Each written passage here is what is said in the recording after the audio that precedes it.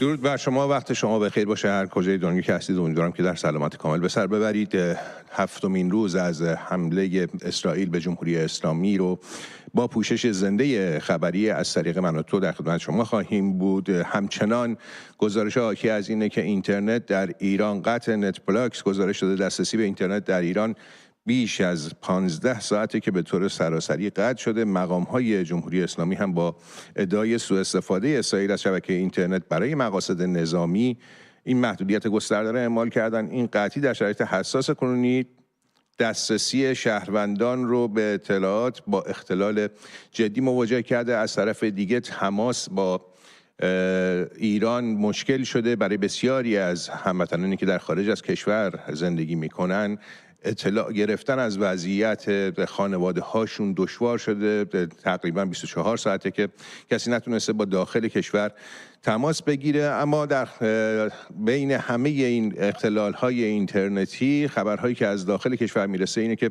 ارتش اسرائیل شب گذشته بعد از هشداری که درباره تخلیه برخی از مناطق در عراق داد، راکتور آب سنگین عراق رو یا راکتور آب سنگین خنداب رو در اصل مورد حمله قرار داد و ارتش اسرائیل اعلام کرده که این تأسیسات هسته‌ای رو هدف قرار داده و سازمان انرژی اتمی جمهوری اسلامی بیانیه‌ای منتشر کرده، گفته که این حمله نقض مجدد حقوق بین الملل توصیف شده و توصیف کرده اون رو و اعلام کرده بارها تهدیدها و حملات اسرائیل رو به آژانس بین المللی انرژی اتمی گزارش داده، اما هیچ اقدامی از سوی نهاد ناظر بر فعالیت‌های هسته‌ای صورت نگرفته. به گفته مقام‌های جمهوری اسلامی این حمله تلفاتی نداشته و خطری هم ساکنان منطقه رو تهدید نمی‌کنه، موضوعی که الان خیلی از هموطنان شاید در داخل کشور هم به دنبالش هستن. اما عدم شفافیت جمهوری اسلامی در رسوندن اخبار صحیح، دقیق و شفاف به مردم کشور خودش یکی از معضلاتیه که این روزها حداقل در این 7 روز بر نگرانی‌های هموطنان ما در ایران افزوده. از طرف دیگه شبکه خبری CBS اعلام کرده دونالد ترامپ طرح حمله به جمهوری اسلامی رو تایید کرده، اما هنوز تصمیم نهایی برای انجام حمله نگرفته. یک منبع ارشد اطلاعاتی به این شبکه گفته که رئیس جمهور آمریکا برای جلوگیری از آغاز حملات منتظر بوده تا شاید جمهوری اسلامی برنامه هسته‌ای خودش رو کنار بذاره. گفته میشه که ترامپ در حال بررسی حمله به تأسیسات زیرزمینی غنیسازی اورانیوم در فوردو. منابع آگاه به این روزنامه گفتن که نقش آمریکا در تحقق هدف اسرائیل برای پایان دادن به برنامه هسته‌ای تهران حیاتیه، به ویژه اون که فقط واشنگتونه که به بمب‌های بانکر باستر یا سنگر شکن دسترسی داره، سلاح‌هایی که توانایی انهدام تأسیسات عمیقاً زیرزمینی مثل سایت هسته‌ای فوردو دارن. سایت فوردو در عمق کوه ساخته شده و تنها با قدرتمندترین تسلیحات قابل هدف قرار دادن، موضوعی که احتمال مشارکت آمریکا با اسرائیل رو در حمله به جمهوری اسلامی بیشتر میکنه. این خبر پیشتر توسط وال استریت جورنال منتشر شده بود، اما همزمان با گمانه‌زنی‌ها درباره تصمیم دونالد ترامپ در دخالت یا در مشارکت با حمله به جمهوری اسلامی، مقامات جمهوری اسلامی یه بار دیگه آمریکا رو تهدید کردن. در آخرین تهدید کاظم غریب‌آبادی معاون وزیر خارجه جمهوری اسلامی در گفتگو با رسانه‌های حکومتی هشدار داده که اگه آمریکا بخواد برای حمایت از اسرائیل وارد عمل بشه ما به متجاوزان درس خواهیم داد. عذر میخوام. ایشون تأکید کرده که حکومت ایران هیچگاه به دنبال گسترش درگیری نبوده و گفته که با آمریکا توصیه میکنه از مداخله پرهیز کنه. تمام گزینه‌های لازم روی میزه. اینا در حالیه که دونالد ترامپ شب گذشته در پاسخ به خبرنگاری که ازش پرسید آیا آمریکا در این جنگ مداخله میکنه گفت شاید بکنم شاید نه. Are moving closer, you believe the U.S. is moving closer to striking Iranian nuclear facilities. Where's your mindset on that? I can't say that, right? You don't seriously think I'm going to answer that question. Will you strike the Iranian nuclear component?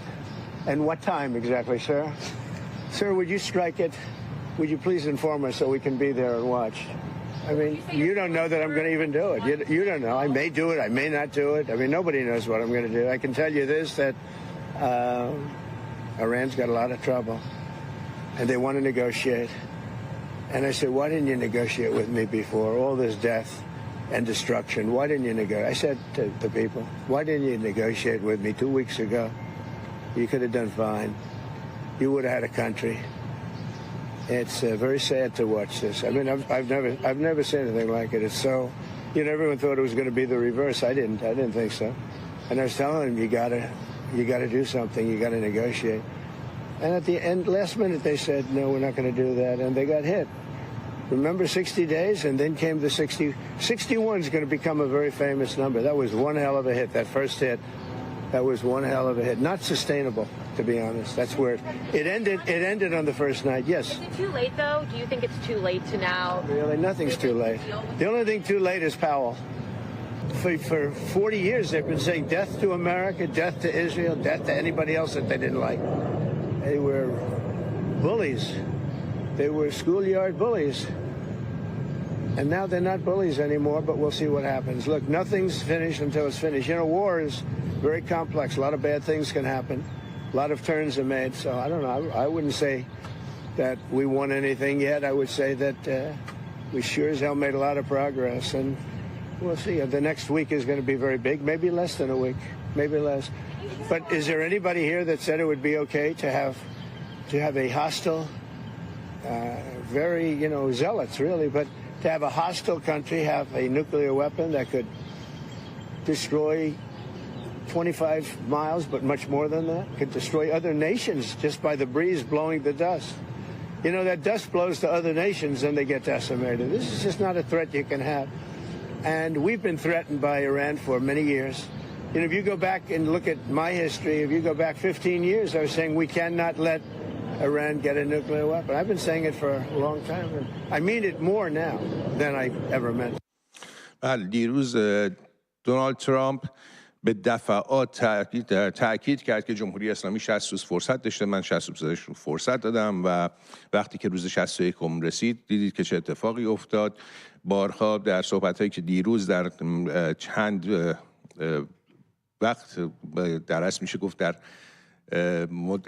دفعات متعددی که صحبت کرد گفتش که من 60 روز مهلت دادم و در اون 60 روز باید این عمل انجام می شده. اما همونطور که می‌دونید در جریان حملات موشکی دیشب جمهوری اسلامی به خاک اسرائیل یکی از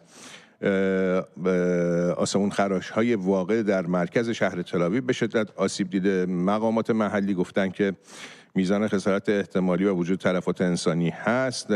از طرف دیگه یکی از موشک‌های جمهوری اسلامی به بیمارستانی در برشع خورده که گفتن که اونجا هم احتمالاً تعداد زخمی‌ها یا جانباختگان میتونه وجود داشته باشه، ولی هنوز هیچ میزان دقیقی از آمار تلفات انسانی یا زخمی‌ها در دست نیستش. گفته میشه این بیمارستان در روزهای گذشته تنها بیماران در وضعیت بحرانی رو میپذیرفته و عملاً برای پذیرش‌های معمولی بسته بوده. جمهوری اسلامی مدعی، یه فیلمی هم منتشر کرده در شبکه‌های اجتماعی، مدعی شده که اسرائیل در زیر این بیمارستان ادوات نظامی رو نگهداری میکرده، در حالی که مقامات اسرائیلی اعلام کردن که این بیمارستان یک بیمارستان معمولی بوده. واکنش مقامات اسرائیل هم به این حمله به بیمارستان سورکا شدید و لحن بوده. بنیامین نتانیاهو نخست وزیر اسرائیل امروز در شبکه اکس نوشته امروز صبح مزدوران تروریست جمهوری اسلامی موشک‌هایی رو به سوی بیمارستان سورکا در برشب و همچنین مناطق غیر نظامی در مرکز کشور شلیک کردند. ما بهای کامل این حملات را از دیکتاتورهای تهران خواهیم گرفت. و اسرائیل کاتز وزیر دفاع اسرائیل هم در همین شبکه اکس نوشته به ارتش این کشور دستور داده شده تا شدت حملات علیه اهداف استراتژیک در ایران و مراکز حکومتی در تهران افزایش پیدا کنه با هدف رفع تهدیدها از کشور اسرائیل و تضعیف حکومت آیت الله ها. کاتس با اشاره به حملات موشکی جمهوری اسلامی مناطق مسکونی و درمانی در اسرائیل گفته دیکتاتور بزدل در اعماق یک پناهگاه امن نشسته، اشارش به علی خامنه ایه و از اونجا فرمان شلیک موشک‌های هدفمند به سمت بیمارستان‌ها و ساختمان‌های مسکونی در اسرائیل رو صادر میکنه. کاس تاکید کرده که این اقدامات از وخیم‌ترین انواع جنایات جنگی به شمار میان و خامنه‌ای باید جنایاتش رو پاسخگو باشه. نفتالی بنت نخست وزیر پیشین اسرائیل هم با انتشار پیامی در شبکه ایکس گفته در حمله بی‌سابقه آمدان جمهوری اسلامی بیمارستانی در جنوب اسرائیل رو مستقیما هدف قرار داده، اقدامی که به گفته مقامات اسرائیلی تلاشی آشکار برای کشتار آسیب پذیرترین افراد جامعه از جمله بیماران، کودکان و کادر درمان بوده. مقام‌های اسرائیلی هشدار دادند که این حمله جنایتبار بی پاسخ نخواهد موند و جمهوری اسلامی باید بهای سنگینی بابت اون بپردازه. در ادامه بیانیه نفتالی بنت هم اومده باید با قاطعیت از دستیابی این رژیم به سلاح هسته‌ای جلوگیری بشه. بنی گانتس رهبر حزب وحدت ملی و عضو پیشین کابینه جنگ اسرائیل هم در شبکه اکس نوشته در حالی که اسرائیل با دقت برنامه هسته‌ای و موشکی جمهوری اسلامی رو هدف قرار میده، برنامه‌هایی که نه تنها ما بلکه کل جهان رو تهدید میکنه، جمهوری اسلامی کودکان و بیمارستان‌های اسرائیل رو هدف میگیره. گانتس گفته ما پرسنل نظامی و اعضای سپاه پاسداران رو با دقت هدف قرار میدیم، در مقابل جمهوری اسلامی به طور مستقیم غیر نظامیان اسرائیلی رو هدف قرار میده. او گفته که هیچ قیاس اخلاقی بین ما و اونها وجود نداره. اسرائیل در نابود کردن توانایی کسانی که با شادی شعار مرگ بر اسرائیل مرگ بر آمریکا سر میدن ذره تردید نخواهد کرد. همه اینها در حالیه که دیروز علی خامنه‌ای رهبر جمهوری اسلامی در یک پیام ویدیویی که معلوم نبود در کجا ضبط شده، در حال از محل یعنی که محل اختفای خودش به قول مقامات اسرائیلی که میگن رفته قائم شده در زیر زمین، معلوم نیست مکان این ضبط این ویدیو کجاست، در پیامی گفته بود که تسلیم نمیشه. اخیراً رئیس جمهور آمریکا زبان به تهدید گشوده، ما رو تهدید میکنه، هم تهدید میکنه هم با یک بیان سخیف و غیر قابل قبولی از ملت ایران صریحاً میخواد که بیایید تسلیم من بشید. وقتی انسان این چیزها رو مشاهده میکنه واقعا تعجب میکنه. اولا تهدید رو به کسی بکنن که از تهدید اونها میترسه. ملت ایران نشان داده که در مقابل تهدید کنندگان دچار ترس نمیشه. بله، دونالد ترامپ رئیس جمهور آمریکا هم در واکنش به این صحبت‌های خامنه‌ای گفته موفق باشید. President, what do you say to the supreme leader of Iran who said that they will not surrender? Say good luck. And what is the end run out with Iran? Say it. When does the patience run out? It's already run out. That's why we're doing what we're doing. You could take out. Yeah, they had 60 days and a big, 60 days, plenty of time. And they made a mistake. Honestly, they made a mistake. Their country's in ruins. So many people are dead that shouldn't be dead. Very sad. بله، رویترز، خبرگزاری رویترز به نقل از یک منبع دیپلماتیک آلمانی گزارش داده که وزرای خارجه اروپا از جمله وزرای خارجه فرانسه، بریتانیا و آلمان قراره که روز جمعه در ژنو با همتای ایرانی خودشون عباس عراقچی درباره پرونده هسته‌ای گفتگو کنن. گفتن این نشست ابتدا با حضور وزیران اروپایی و مسئول سیاست خارجی اتحادیه اروپا در کنسولگری آلمان در ژنو برگزار میشه و بعد جلسه مشترک با وزیر خارجه جمهوری اسلامی خواهند داشت. به گفته این منبع آگاه این برنامه با هماهنگی ایالات متحده تنظیم شده. مقامات در تهران هنوز هم پاسخ شفافی به این موضوع ندادن که آیا قرار این اتفاق صورت بگیره یا نه، مذاکره قرار شکل بگیره یا نه. موضوعی که دونالد ترامپ هم بارها در صحبتاش در دیروز گفتش که جمهوری اسلامی پشیمون شده، میخواد مذاکره کنه، هرچند که تهران البته صحبت‌های ترامپ رو رد کرد، اما هنوز صحبت خبرگزاری رویترز از طرف مقامات تهران رد نشده. صحبت‌های ترامپ رو در مورد پشیمونی جمهوری اسلامی با هم ببینیم. اگر آماده باشه صحبت‌های ترامپ که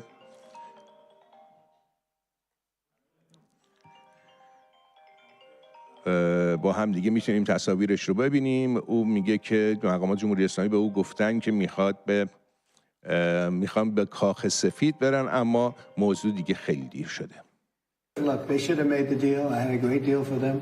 They should have made that deal. 60 days we talked about it, and in the end they decided not to do it, and now they wish they did it. And they want to meet, but it's it's a little late to meet, but they want to meet, and they want to come to the White House. They'll even come to the White House. So we'll see. I may do that, but it's a shame it could have been done the easy way. بله، دونالد ترامپ بود که اعلام کرده مقامات جمهوری اسلامی پشیمونن، هرچند که این صحبت دونالد ترامپ از سوی مقامات جمهوری اسلامی تکذیب شده. در سوی دیگر ولادیمیر پوتین که اخیراً اعلام آمادگی کرده بود برای میانجیگری بین جمهوری اسلامی و اسرائیل، با اشاره به تداوم درگیری‌ها خواستار پایان فوری درگیری‌ها شده و گفته همه طرف‌ها باید به دنبال راه حل‌هایی برای توقف جنگ باشن. و اعلام کرده مسکو طرح‌ها و پیشنهادات خودش رو برای رسیدن به صلح به طرف‌های درگیر ارائه کرده و در تماس با دونالد ترامپ و مقام‌های اسرائیلی در بحران اخیر همچنان داره صحبت میکنه. گفته که پذیرفتن طرح‌های روسیه به طرفین این ماجرا بستگی داره که آیا بخوام بپذیرن یا نه. در همین مسکو سخنگوی کاخ کرملین دیمیتری پسکوف هم صحبت کرده. او در گفتگو با خبرگزاری اینترفاکس هشدار داده که هر گونه مداخله ایالات متحده در درگیری بین جمهوری اسلامی و اسرائیل منجر به یک مارپیچ وحشتناکی از تشدید تنش‌ها خواهد شد. این هشدار در حالی مطرح شده که ارتش اسرائیل میگه حملات گسترده‌اش به فرماندهان ارشد نظامی، دانشمندان هسته‌ای، تأسیسات غنیسازی اورانیوم و برنامه موشکی جمهوری اسلامی برای جلوگیری از هدف اعلام شده جمهوری اسلامی در نابودی اسرائیل ضروریه. ما تا جایی که می‌دونیم در حال رسانه‌های داخلی و بین المللی صحبت شده، آمار موشک‌هایی که جمهوری اسلامی فرستاده به سمت اسرائیل در این 7 روز داره روز به روز پایین‌تر هم میاد. گفته شده که در این 7 روز حدود 300 موشک و نزدیک به 1000 پهپاد از طرف جمهوری اسلامی به سمت اسرائیل پرتاب شده. موشک‌هایی که غالباً از طرف گنبد آهنین سامانه دفاع هوایی اسرائیل رهگیری شدن و آنچه که حکومت جمهوری اسلامی مد نظرش بود از تأثیر اونها رو نتونست به دست بیاره.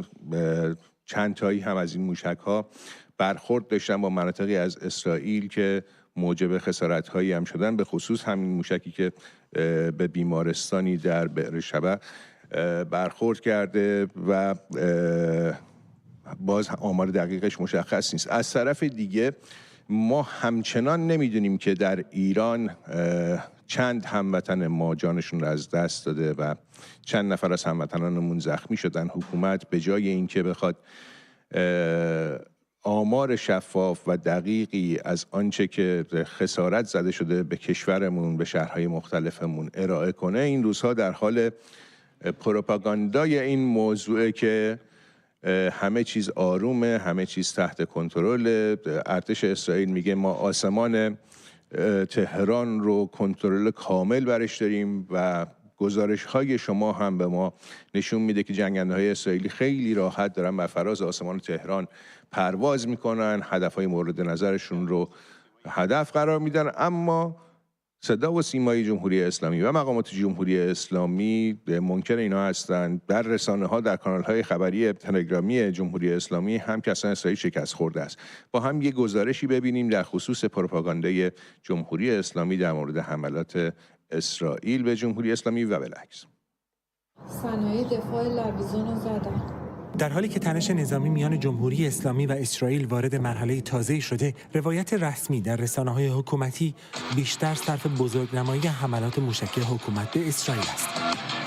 حتی وقتی موشک به صدا و سیما خورد، صدا و سیما مشغول نشان دادن تل‌آویو بود. رسانه‌های حکومت به جای اطلاع رسانی شفاف درباره حملات اسرائیل و صدور هشدار، وارد فاز سنگین پروپاگاندای جنگی شدند. نه از محل انفجارها خبری است، نه از شمار قربانیان، نه از هشدارهای امنیتی برای شهروندان. حفظ روحیه اقتدار آینده‌سازان ایران اسلامی از هر نکته‌ای مهمتره.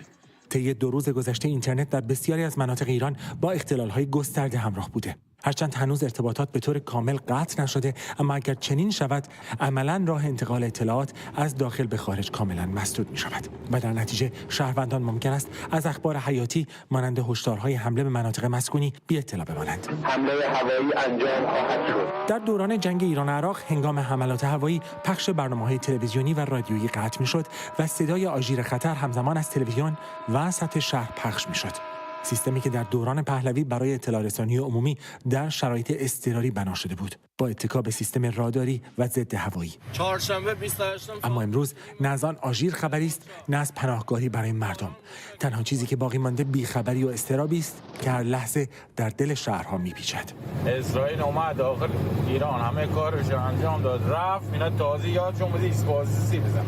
حضور گسترده نیروهای امنیتی در خیابان‌ها نشان از تلاش حکومت برای کنترل اوضاع است. در برخی مناطق گزارش‌های از ایجاد ایست بازرسی‌ها برای کنکاش در تلفن‌های همراه مردم منتشر شده. 8 صبح اتوبان همت ایست بازرسی گذاشتن. امروز مردم نه تنها با ترس از حملات موشکی زندگی می‌کنند، بلکه در معرض خطر بیخبری، سانسور و قطع کامل ارتباطات هستند. در میان این تاریکی تنها حقیقتی که باقی است صدای مردم است. مسکن مهرآباد. صدایی که تلاش می شود خاموش شود، اما هنوز در پس لرزه های این جنگ به گوش می رسد. بیخبری از این که دقیقاً چه داره در مملکت ما میگذره، اون هم از سوی جمهوری اسلامی واقعا جای سوال داره. حداقل برای هموطنان در داخل کشور میتونن روشن بکنن که چه در زندگی اونها اومده و در چه حالی هست روند این حملاتی که اسرائیل به جمهوری اسلامی کرده. همچنان قطعی گسترده اینترنت در استانهای مرکزی ایران رو داریم. گزارشگر منطقه برای ما پیامی فرستاده و نوشته از دیروز ساعت 4 بعد از ظهر اینترنت در مناطق مرکزی ایران مثل اصفهان، چهارمحال بختیاری و یزد کاملا قطع شده. الان 3 فیلتر شکن روی سیستم روشن دارم تا فقط بتونم از طریق تلگرام پیام بدم. واتساپ هم که کاملا از کار افتاده. عرض کردم هم از طرف اینترنت رو به شدت محدود کردن در ایران، همین که تماس‌های بین المللی فعلا با داخل ایران از کشورهای دیگه هم ممکن نیست و خیلی از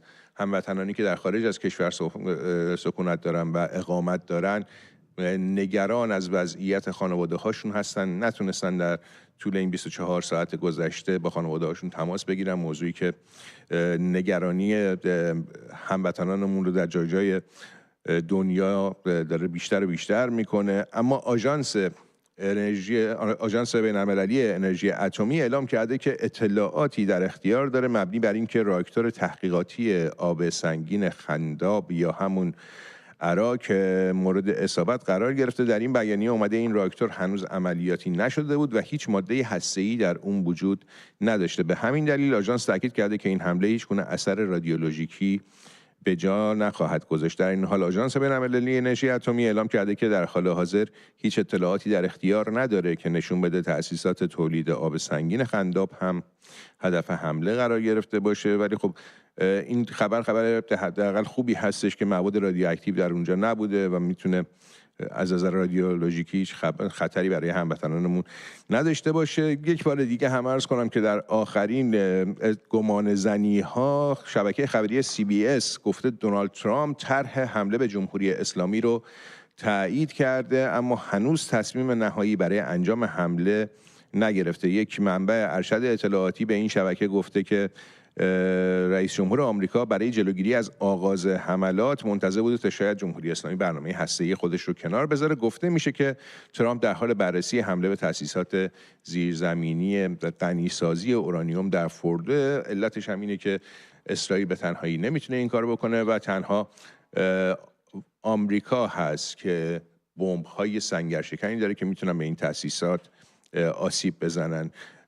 در حال حاضر شما بینندگان عزیز ما که در داخل ایران به سر میبرید، راویان اصلی آنچه که در ایران میگذره هستید. در سکوت رسانه‌های حکومتی ما روایت این جنگ در داخل ایران رو از شما میگیریم، به دست میاریم و به گوش همه هموطنان در جهان و به گوش جهانیان میرسونیم، پس حتما ما رو با گزارش‌های خودتون آگاه کنید از آنچه که در وطن داره اتفاق میفته. شماره گزارشگر رو نمیدونم دوستان اگر که بذارن در زیر صفحه، بله، میتونین شماره گزارشگر رو سیو کنین، حالا از طریق تلگرام، از طریق واتساپ، اگر اینترنتتون وصل هست، اگر که دسترسی به اینترنت دارید، برای ما گزارشاتون رو بفرستید تا ما حال و هوای این روزهای وطن رو با مردم دنیا بتونیم به اشتراک بذاریم. هر طوری که میتونین، وایس میتونیم بفرستیم، پیام میتونیم بفرستیم، اگر اینترنت قوی دارین که میتونیم ویدیو بفرستیم، برای ما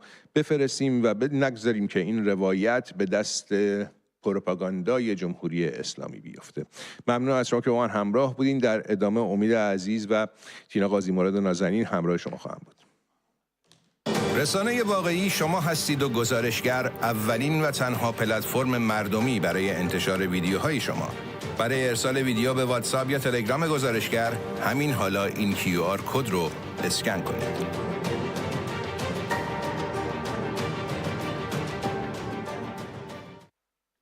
خانم ها آقایان، با درود بیکران، امیدوارم تندرست باشید و پرتوان. خوشحالم امروز هم میتونم در خدمتتون باشم با تینای عزیز و دوست داشتنی.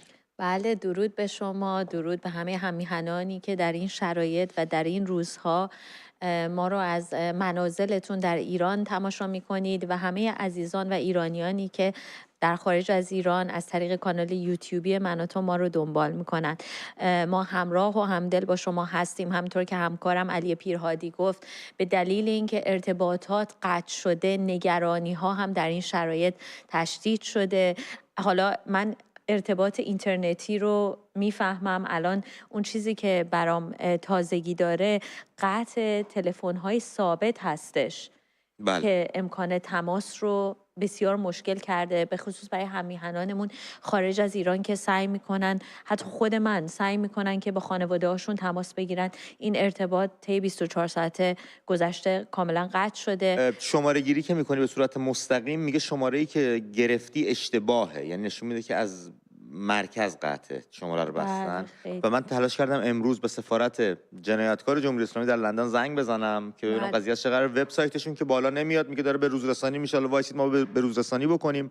شماره هم که میگیری یک خانم کاملا بد صدا، یه 10 دقیقه باهات صحبت میکنه، یه سری شماره میگه 7 تا 8 تا حق انتخاب بهت میده، هر کدومو بزنی گوشی روت قطع میکنه. بله درست. و اصلا پاسخگو نیستن.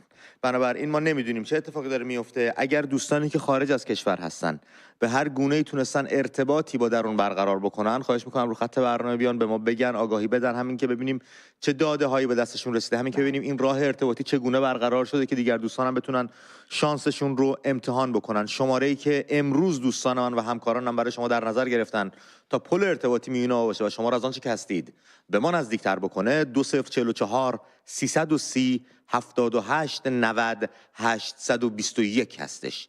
2044 330 78 90 821. من شماره تماس که چه عرض کنم، شماره گزارشگرمون هم براتون میخونم که میتونید پیام‌های گفتاری، شنیداری و نوشتاری خودتون رو به این شماره روی پلتفرم واتساپ یا تلگرام به دست ما برسونید که ما بتونیم به گوش دیگر هم میهنان در گوش و کنار میهن و در گوش و کنار گیتی برسونیم و پیامبر شما باشیم به گونه‌ای.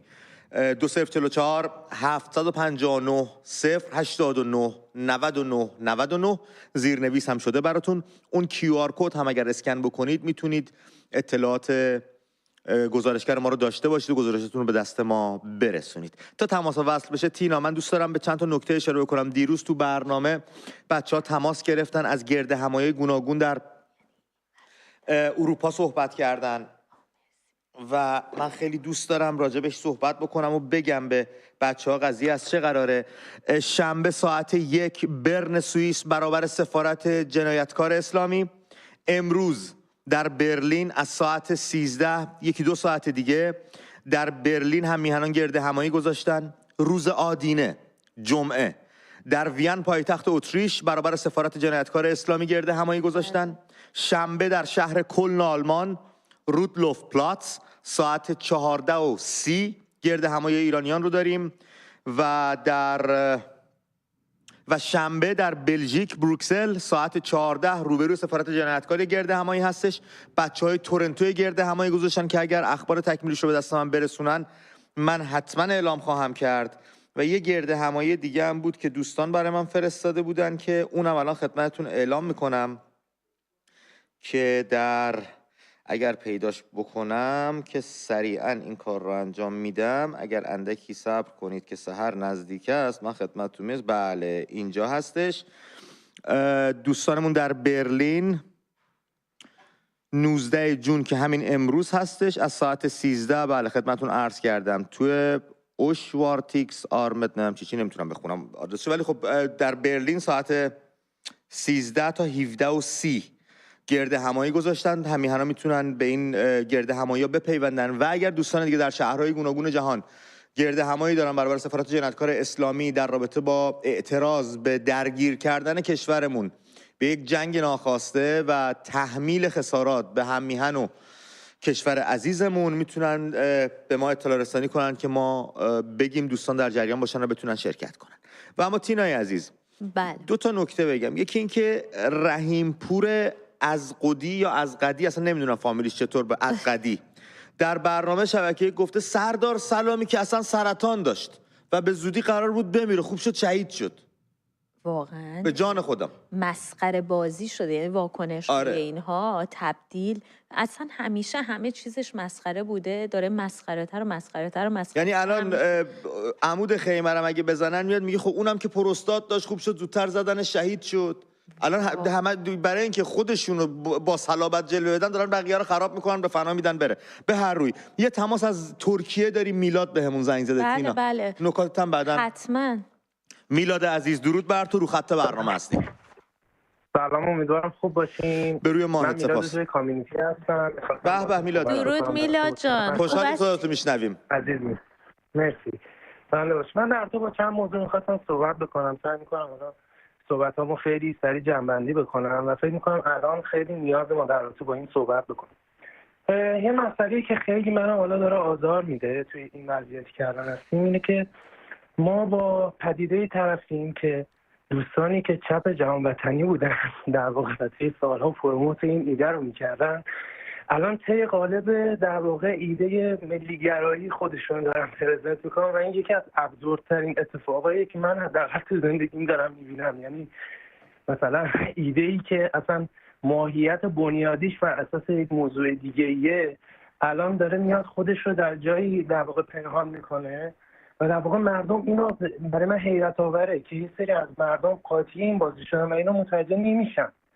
و اینکه من تصورم اینه که حالا بله صحیحه که ممکنه یه عده واقعا با جنگ مشکل داشته باشن. حالا اینم ما همه طرفدار جنگ نیستیم. بله من فکر میکنم حتی مردم ایران هم میلاد جان کسی که خواهان جنگ نبوده، هیچ کس جنگ رو دوست نداره، الان در شرایط نگرانی و استرس هستن، هیچکی تایید نمیکنه.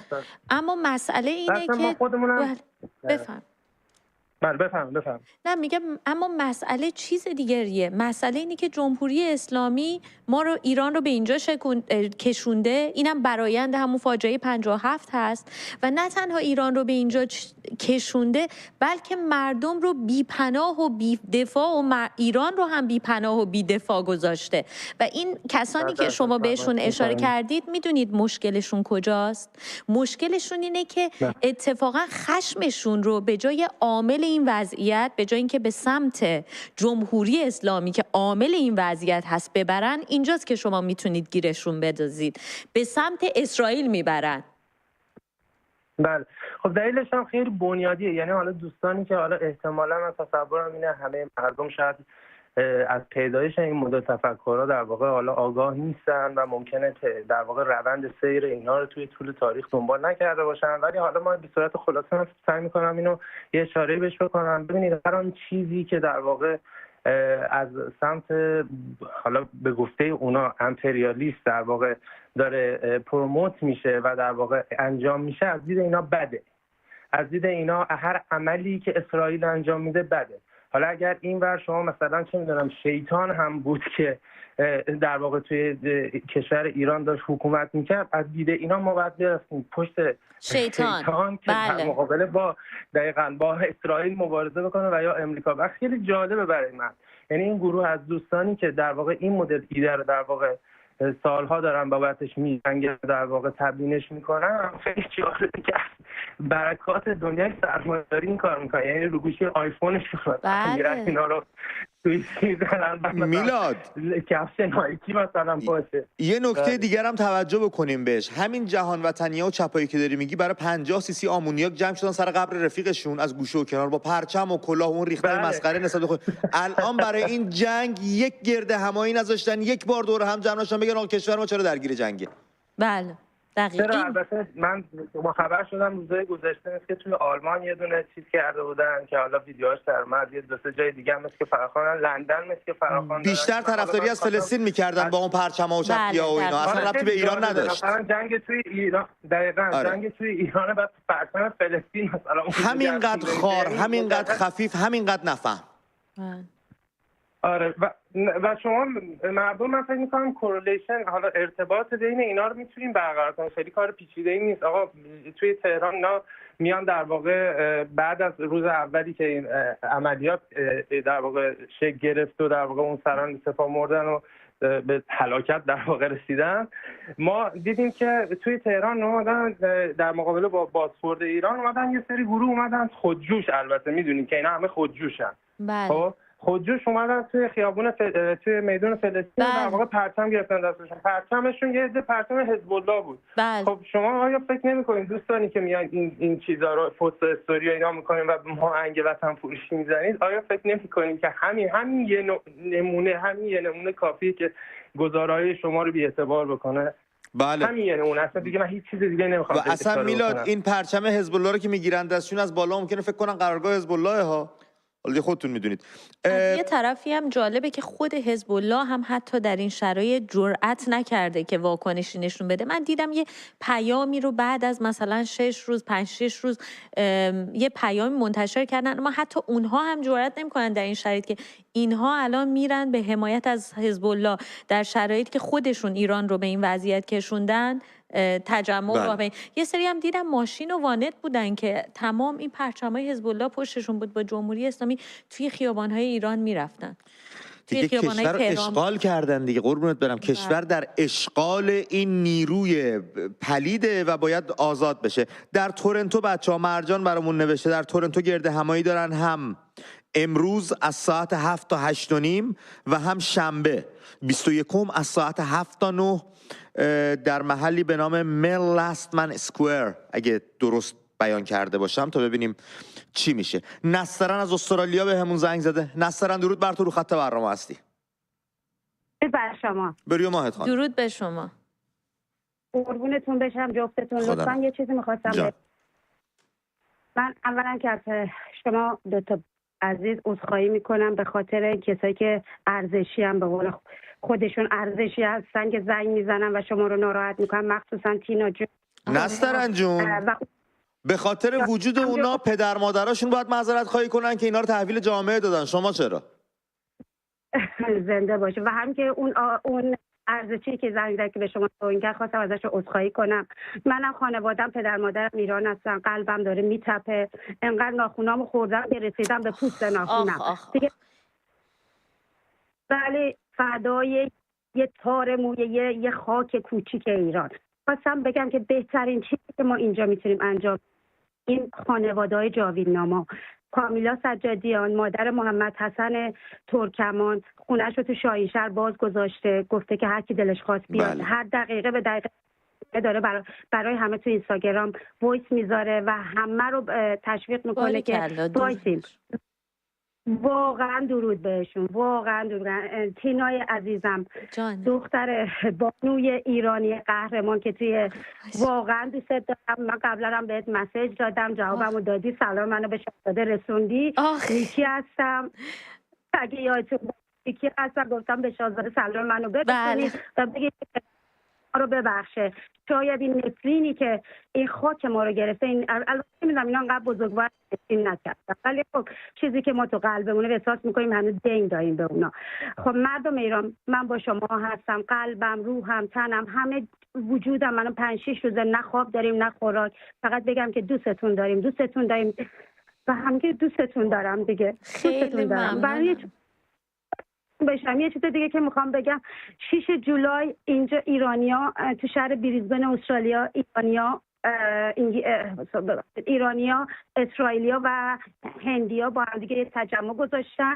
خواستم اینم به اطلاعاتون برسونم. سپاس فراوان از شما نسترن جان، خیلی ممنونم. خیالتون راحت باشه که توهین یا اگر زنگی میشه هیچ تأثیری در ما اینجا نخواهد داشت. واقعا این ناچیزه در برابر فشار و استرسی که هم میهنانمون در ایران دارن. ازتون بی نهایت سپاسگزارم. ما برای ایران هر کاری میکنیم این دیگه کوچکترین کاریه که این کوچکترین وظیفه و خدمتیه که داریم انجام میدیم. خانم شیوا از ملبورن بهمون زنگ زدن، میخوان راههای ارتباطی با ایران رو بهمون بگن برای دوستایی که خارج از کشور هستن. شیوا جان درود بر تو، رو خط برنامه هستی. سلام، روزتون بخیر. بروی ماهت خانم. من از ملبورن تماس میگیرم. میخواستم بگم من از 2 تا اپ استفاده میکنم. یکی اپ یولا هستش، YOLLA، که فقط باهاش میشه تلفن‌های ثابت تو ایران رو گرفت. مدت چند بار بایستی بگیرن تا اینکه اونجا جواب بده، ولی قطعا ارتباط برقرار میشه. یه چیزی در حدود $12 من پرداخت کردم واسه 40 دقیقه صحبت. بعد یکی دیگه هم هست، تارک 360 هستش، اینترنشنال کالینگ. من $5 دادم واسه حدود 16 دقیقه. اونم هم موبایل رو میشه گرفت، هم خونه رو میشه ثابت گرفت، ولی اونم بگیر نگیر داره، یعنی هی باید بگیرین تا اون بر وصل بشه. این قیمت‌های دلار که میگید خانم شیوا، دلار استرالیا هستش دیگه؟ بله. من گفتم اعلام کنم که فقط محبت کردیم بدونن که خواهش میکنم. خیلی محبت میکنم. من از این 2 تا راه تماس میگیرم با ایران. شما خودتون الان تونستید با خانواده تماس؟ آخرین تماستون کی بوده با خانواده؟ من آخرین تماسم به وقت ملبورن ساعت 9 صبح بودش. تماس گرفتم با پدرم و خواهرم که شمال هستن، چالوس هستن. تماس گرفتم، باشون صحبت کردم. بعد خب متاسفانه اوضاع خیلی خوبی که نیستش. ما خارج نشین ها متاسفانه چوب 2 ساعت حلاییم، یعنی هم قصه اینو میخوریم که با اونا چه کار کنیم، همین که اینجا خودمون هستیم هیچ دسترسی نداریم متاسفانه. ولی من امروز ساعت 9 صبح تماس گرفتم. 2-3 بار تماس میگیرم تا این ارتباط برقرار شه. این نیست که با دفعه اول، ممکنه با دفعه اولم ارتباط برقرار شه، ولی معمولا 2-3 بار میگیرم تا این ارتباط برقرار شه. شیوا جان، اولا این که ما بعضی چیزا برای خودمون هم جا میفته. ما خارج نشین نیستیم، ما خودمون هم ایرانیانی هستیم که به یه شکلی واقعا در تبعید زندگی میکنیم. من واقعا میگم ما تبعیدی ها، ما ایرانی های تبعیدی، واژه‌هایی مثل خارج نشین با خودشون یه بار منفی دارن که اینو مدت ها خود جمهوری اسلامی که ما رو از همدیگه جدا میکنه. یعنی میدونین کسی که خارج نشینی میکنه و درد ملتشو نداره، ولی من میدونم که شما چقدر همه ما درد ملت و درد میهنمون رو داریم، به خصوص در این روزها. برای همین سعی کنین که اینا رو متاسفانه بله. من یه چیزی به اینو کلامتون بگم، حالا بچهای دهه 60 خیلی هستن، ولی ماهایی که دهه 50 هستیم به خدا ماها مظلومیم. از جنگ دیدیم، از بمباران دیدیم، اینکه یه موقعی دوستامون نمی آمدن مدارس، بعد مثلا میپرسیم پرسجو میکردیم، میگفتن بمب خورده تو خونهشون. ما از همون موقع همین نگرانی و بدبختی رو با خودمون آوردیم تا به امروز. واقعا من فکر میکنم تمام دنیا به ماها، به مردم ایران یه زندگی بدهکاره با دل خشک. امیدوارم که برگردیم روزی به ایران و به اون خوشی و خوشبختی و شادی واقعا که حق مردمه. واقعا امیدوارم که همینطور باشه. مردم نجیب ایرانه. بله. خیلی ممنونم خانم شیوا از تماستون. شیوا جان واقعا ممنونم. ما اینجا حداقل میدونم که این کاری که میتونیم بکنیم، کمترین کاری که میتونیم بکنیم در این لحظاتی که ارتباطات قطع شده، اینجا رو تبدیل کنیم به یک پلتفرمی که شما عزیزان تماس بگیرید، صدای همدیگه باشیم، به خصوص کسانی که نگران هستن. امیدوارم همیهنانم در ایران میدونم که از من و تو دارن مرتب برنامه رو دنبال میکنن، شاید صدای شما رو بشنون. اگر که میخواید میخواید که صداتون رو به گوش خانواده‌هاتون در ایران برسونید، اینجا این فضا رو برای شما فراهم میکنیم. بله، سپاس از توضیحات تینا جان. و منم بگم به رفقامون شماره تماس ما زیر تصویر مدام در حال دگرگونی است. شماره‌های نو و تازه رو بچه‌ها میارن بالا. یک چشتون به زیرنویس هامون باشه که شماره نو رو اگر دید بتونید اون شماره رو بگیرید رو خط برنامه بیاید. آخ زبونمو چه گازی گرفتم. بچهای هلند 2 تا فراخوان واسه من فرستادن. یکیش روبرو سازمان تلویزیون هلند گفتن، یکی دیگهشون گفتن اونجا ما تو هلند 22 ژوئن که فکر می‌کنم بشه شنبه از ساعت 14 تا 16 در به سفارت ننگین جمهوری اسلامی در لاهه منتظر دوستان هلندی هستیم. حضور پررنگ و پرشور شما بچه‌ها میتونه تاثیرگذار باشه. اگر قراره گرد همایی داشته باشیم، یه گرد همایی داشته باشیم طنین انداز، نه 4 نفر بریم 3 نفر نریم، اون اصلا فایده نداره. خانم مینا از سوئیس بهمون زنگ زدن، رو خط برنامه هستن. خانم مینا درود به شما، رو خط برنامه هستید. وقتتون بخیر امید جان. درود به شما خانم. سپاس. درود به شما. من میخوام خیلی سریع برم سر اصل موضوع. محبت میکنید. یکی این که خب تلفن‌های ایران همه قطعه. بله. من هرچی تماس میگیرم نمیتونم بس بشم. دومی که یه سری فراخوان دادن جناب امید تینای عزیزم. بله.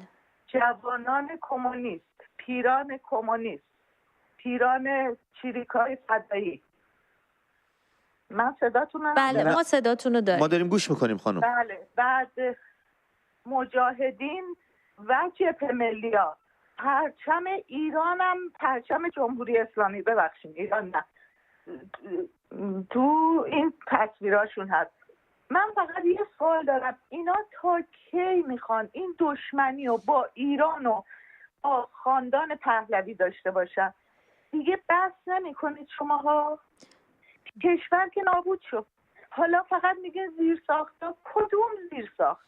زیرساختی که همش فرسوده شده بود.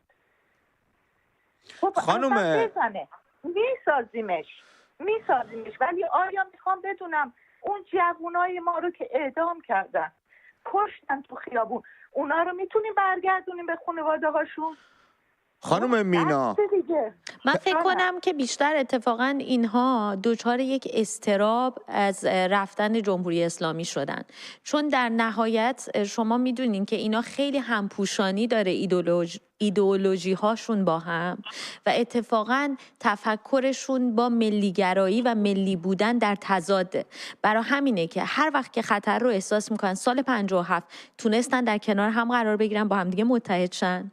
امروز هم که جمهوری اسلامی رو در خطر میبینن، باز هم تونستن در کنار هم دیگه قرار بگیرن و با هم متحد شن، بدون اینکه عامل اصلی این فاجعه‌ای که امروز داره پیش میاد رو بدونن خشمش رو به سمت عامل اصلیش که جمهوری اسلامی هست ببرن و بدون اینکه اشاره کنن اتفاقا اتفاقی که امروز افتاده برآیند فاجعه 57 که اینا رقم زدن و خودشون دست درش داشتن. دقیقاً تینا جان ولی نمیدونم، واقعا نمیدونم اینا مریضن. آخه چی شما قضاوت رو بذارید به عهده مردم ایران، قضاوت رو بذارید، اجازه بدید مردم ایران و تاریخ همونطور که در سال 57 اینها رو قضاوت کرد، این روزها هم تاریخ اینها رو قضاوت میکنه، با این تفاوت که امروز ملت ایران بسیار بسیار آگاه شدن، چون تجربه‌ای که اینها اون فاجعه‌ای که 57 رقم زدن رو گذروندن و میدونن که چه خبره. خیلی سپاسگزارم جان. موضوع دیگه میخواستم که اینجا تاکید کنم، برای تظاهراتایی که میرین، اعتراضایی که میکنین، ملیگراها، پادشاهی خواهای اصیل، هم پرچم شیر و خورشید با تصویرای اعلی حضرت همراهشون باشه، هم پرچم کشور اسرائیل. بله خیلی سپاسگزارم خانم. من یه مطلبی رم تینا یک بار برای همیشه بگم به اون کسایی که میگن آی بیگناه هموطنمون این صحبت ها میکنن، ما هم ناراحتیم، ما هم از جنگ بیزاریم، همه اینا مشخصه اصلا هیچ. ولی اون کسی که سال 1340 دنیا اومده در انقلاب 57 17 سالش بوده. بله. خورده به اعدام‌ها، خورده به جنگ، خورده به نابودی. یعنی از سال 1340 یکی 1340 که دنیا آمده باشه تا همین امروز مردم ما بدبخت، بیچاره و به فنا رفتن. نه از جوونیشون لذت بردن، نه آینده جلو چششون متصور بوده، نه تونستن به آرزوها و رویاهاشون بپردازن، نه تونستن با عزت و شرافت و کرامت زندگی کنن. تمام این نسل‌ها پشت سر هم دیگه دهه 40، دهه 50، دهه 60، دهه 70، دهه 80، دهه 90 به فنا رفته تمام دار و ندارشون. اینها هم میهن شما نبودن؟ اون موقع نمیتونست رگ گردنتون بزنه بیرون بگی آقا هم میهن من داره فنا میشه، هم میهن من داره از بین میره؟ موقعی که دریاچه ارومیه خوش شد، تالاب هامون خوش شد، جنگلامون رو سوزوندن، محیط زیستمون رو ویران کردن، بحران آب برامون آوردن، کشورمون فرونشست پیدا کرد، خشک شد، خشکید همه چیمون.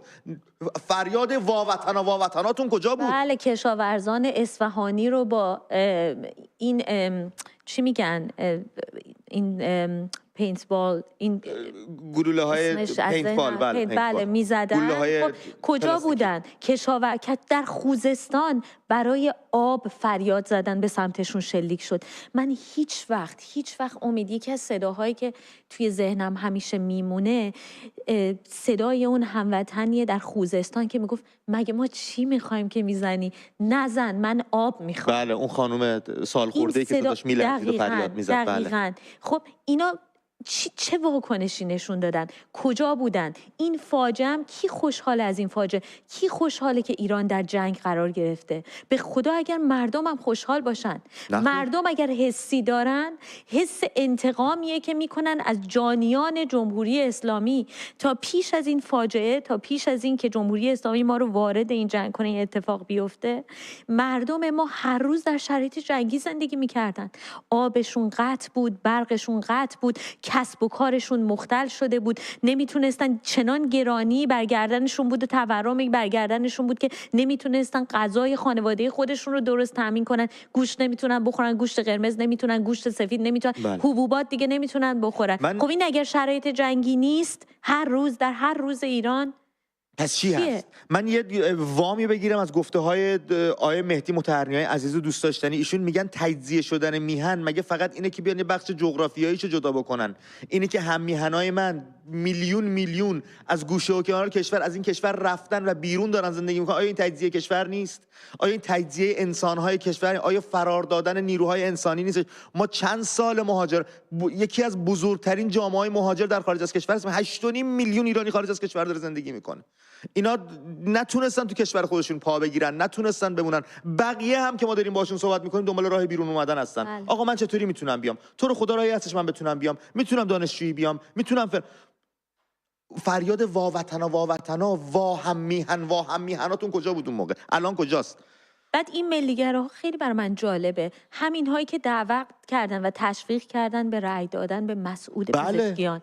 مسعود پزشکیان یک قومگرا که کسی دیگه شک نداره که فرزند پسرش هر روز با پانتورکا و تجزیه طلبان در ارتباط، خودش به زبان خودش ما تو خونمون با هم دیگه فارسی حرف نمیزنیم. دقیقاً. خب شماها نسبت به این اظهارات این آدم هیچ واکنش اونجا ملیگراییتون خدشه‌دار نشد که بخواید واکنش نشون بدید؟ دیگه اون موقع اونجا سکوت کردید. بله، امروز که ایران درگیر جنگ کردید، خود شماها جنگ به هر صورتی محکومه. هیچ کس خوشحال نیست. فکر نکنید که، باز دوباره میگم، ما فکر نکنید که در این دوگانه‌های اخلاقی قرار میدید. بعد نشستید در کشورهای امن خودتون، در گوشه‌های امن خودتون قضاوت اخلاقی راجع به مردم ایران میکنید. واقعا در این شرایط شرم‌آوره. خودتون رو در جایگاه بالای اخلاقی قرار میدید که شما برای ایران دلتون میتپه و مردم ایران دلشون برای ایران نمیتپه. میخواید بگید مردم ایران خوشحالن از جنگ؟ این بیشرمیه. هیچ کدوم از مردم ایران از جنگ خوشحال نیستن. مردم ایران از شرایطی که این جانیان درش قرار گرفتن خوشحال هستن. دلشون برای ایران میتپه. نگران ایرانن. در تماسهاشون معلومه. بله، خوشحال میشن که جنایتکاران رو در عرض 48 ساعت نابود کردن. چه کسی؟ هر کسی که به لحاظ اخلاقی اگر بگه که من خوشحال نشدم از مرگ این جنایتکاران، اونجا مشکل داره. و هر کسی که امروز ملیگرایی کرد باید مطمئن باشید حالا اگر که جنگ رو محکوم میکنه مطمئن باشید در کنارش جمهوری اسلامی رو هم محکوم میکنه. فاجعه 57 هم که باعث و بانی اتفاق شده محکوم. و تینا جان یک نکته رو من بگم، اون کسایی که میگن مداخله کشور خارجی هیچ وقت آزادی به همراه نمیاره، پس شما غلط میکنید میخواید برید قدس آزاد کنید که به خاطر آزادی قدس کشور ما هم درگیر جنگ کردید. دقیقا. این هم هزینه گردن انداختید. بشینید سر جاتون، زیپ درتون رو ببندید، چی نگید. آره کار خودتون رو بکنید. غلط میکنید میخواید قدس آزاد کنید اگر مداخله نیروی خارجی آزادی نمیاره. کتی از بلژیک رو خط برنامه است. بلژیک جان، کتی جان درود بر تو، رو خط برنامه هستی. سلام، خیلی ممنون از وقتی که به من دادین و می‌خواستم ازتون تشکر کنم به خاطر وقتی که گذاشتین برای این برنامه. از خودتون به هر حال دارین مردم رو سپورت میکنین. من از 8 سالگی از ایران اومدم، فارسی شاید بعضی موقع خرابکاری کنم، ببخشید. عالی داری صحبت میکنی، چقدرم خوب و روون. برو بریم، درست داری میری. مرسی. من می‌خواستم بگم یه سری از آشناهامون اینجا هستن میگن که این رضا شاه ما رفته قرارداد بسته با اسرائیل و الان با دشمن ما حمله کردن به ایران. من میخواستم بگم آخه اول از این که خودتونو بذارین قرارداد بسته، مگه رفته خط موبایل خریده یا مثلا چه قرارداد؟ مگه خونه اجاره؟ چه قراردادی که رفته بودن ایشون اسرائیل قرارداد بستن چند وقت پیش که رفته بودن. حالا من اینو میخوام در جواب بهشون بگم. من اصلا میخوام اینو بهشون بگم، اولا شما خودتون رو میتونین بذارین جای یک انسان. ایشون پدرشون رو از دست دادن، برادرشون رو از دست دادن، خواهرشون رو از دست دادن، تو اینجا بزرگ شدن، مثل چی دارن میجنگن برای مردم ایران؟ خانم کتی 46 ساله. حالا من میخوام اینو بگم، این انسان، این که این همه مهر و محبت کرده به مردم ایران، جونش تا الان تمام وقتشو گذاشته واسه مردم ایران، آیا این بدبخت چجوری بیاد مردم رو نجات بده حتی اگرم قرارداد بسته باشه؟ که الان خانم این حرفا کدومه آخه اصلا؟ یکم با منطق صحبت بکنیم. آخه همین جوری که هرچی به ذهن آدم میاد که به زبان نباید جاری بشه. قرارداد بسته، آخه من نمیفهمم چه قراردادی، اصلا نمیفهمم اینو نمیتونم هضمش کنم. جا داره کسانی که از این حرفا میزنن بهش بگو عزیزم شما برو بشین نون و ماستو بخور، شبت بخیر. ولی شما درست میگین، اجازه بدیم از این فرصت استفاده کنم. الان یک کارزاری رو تمام دشمنان شاهزاده رضا پهلوی راه انداختن. من اینو الان چند روزه که دارم دنبال میکنم. 46 سال این کارزار به راهه. کارزاری راه انداختن که بگن ایشون حامی جنگه. شما که کارنامه هاتون بسیاری از شما از 57 تا به امروز مشخصه. شاهزاده رضا پهلوی هم کارنامهش مشخصه. 4 دهه هست ایشون ضد جنگ بودن. زمانی اینکه جنگ ایران و عراق بود خودشون گفتن که من حاضرم برم برای ایران بجنگم. خب مصاحبه هاشون هست، گفتگوهاشون هست، همه اینها موجوده. هم میهنان ما میتونن برن ببینن. بنابراین من فکر میکنم که نمیشه سوء استفاده کرد از فرصتی که از صحبتی که ایشون کردن و امروز این کارزارها رو بخوان راه بندازن. من باور کنم که کارزارهای باور نکردنی که میخوان حتی ایشون رو مثلا در جایگاه‌های گروهک-هایی مانند این گروه مزاحمین، این فرقه جنون، بله اونها بذارن که اینا همونطور که رفتن تو جنگ ایران و عراق بغل عراق بایستادن، ایشون هم امروز اینقدر اینا با هم در تضادن. این خجالت بکشید، خودتون رو در یه جایگاهی قرار ندید که بهتون 2 روز دیگه بخندن. هر کسی هم کوچکترین شکی داره میتونه بره در این 4 دهه نظرات ایشون رو به هر حال راجع به جنگ، موضعشون رو دنبال کنه، ببینه که چی میگن. شاهزاده که همیشه گفته من نمیخوام، نه قدرت میخوام، نه من هیچی نمیخوام، من فقط میخوام بیام کمک بکنم که دوران گذار رو اینجور ببین این کارزاری که داری میگی تینای دوست داشتنی و عزیز من، 46 سال راه افتاده، 46 سال انواع اقسام لیبل ها و تهمت ها رو به شاهزاده رضا پهلوی زدن، از مالیش بگیر تا اخلاقیش بگیر تا سیاسیش بگیر، اینم حربای جدیدشونه. الان با این درگیری که ایجاد شده و جمهوری اسلامی انقدر انگشت تو لونه زنبور کرد تا زنبور بیاد نیشش بزنه، الان یه موقعیت واسه اینا ایجاد کرده که دوباره عقده‌گشایی کنن، دوباره لجن پراکنی کنن، دوباره بخوان افکار عمومی رو مسموم بکنن. اینا یه عدهشون همون مجموعه ارتجاع سرخ و سیاه 57 هستن. یه عدهشون بر من جالبه که ایدئولوژیک نیستن، مافیاهای برآمده از دل جمهوری اسلامی هستند. شما میتونید ببینیدشون، حضورم پیدا میکنن، الان در رسانه‌ها خیلی فعال شدن چون فرصت رو برای خودشون فراهم دیدن. مافیاهای وابسته به جمهوری اسلامی هستن. اینا جالبه، سر خود جمهوری اسلامی هم یه عدهشون کلاه گذاشتن، حالا اومدن دنبال این هستن که ادامه بدن و بتونن در واقع یک سیستم دوست سالار، حالا حرف اینا چی هستش، مافیاهای جمهوری برآمده از جمهوری اسلامی، اینا حرفشون اینه که جمهوری اسلامی یه سیستم ایدئولوژیکه، ایدئولوژی رو بله اشتباه و اینا ما باید بذاریم کنار، دوست سالاری رو ادامه بدیم. راندخاری، شما میتونید دوست سالاری رو بدون ایدئولوژی ادامه بدید. بله. اصلا مافیا که ایدئولوژی نمیخواد. دقیقاً. الان هم شکل مافیاها کاملا تغییر کرده. یعنی در طول تاریخ الان مثلا 5 دهه پیش یا 4 دهه پیش نیستش که شما مثلا سیستم های ایدئولوژیک مثل اتحاد جماهیر شوروی داشته باشی و اون سیستم های ایدئولوژیک پیشین رو داشته باشی که بر مبنای ایدئولوژی حتی خیلی جا باید در تضاد با هم قرار بگیرن. این که امروز جمهوری اسلامی با ایدئولوژیش میتونه با حکومت کمونیستی چین همکاری و در واقع به یک شکلی شراکت داشته باشه، دلیلش فکر میکنه از کجا میاد امید جان؟ ارزش‌هاشون از یه جا داره، دلیلش از اینجا میاد، از یه آبش خور دوست سالارن و اینها هر باید از همدیگه دوست سالارا با همدیگه حمایت میکنن. اون به این یه امتیازاتی میده، این به این یه امتیازاتی میده، اون یکی تو اون کشور به در ونزوئلا روسیه براش مثلا ماشین ضد شورش و گاز اشک‌آور چین براش میفرسته که با مردمش تقابل کنه، این به اون یه خدمت دیگه ای میکنه. به هر حال اینا به این شکل با هم دیگه همکاری میکنن.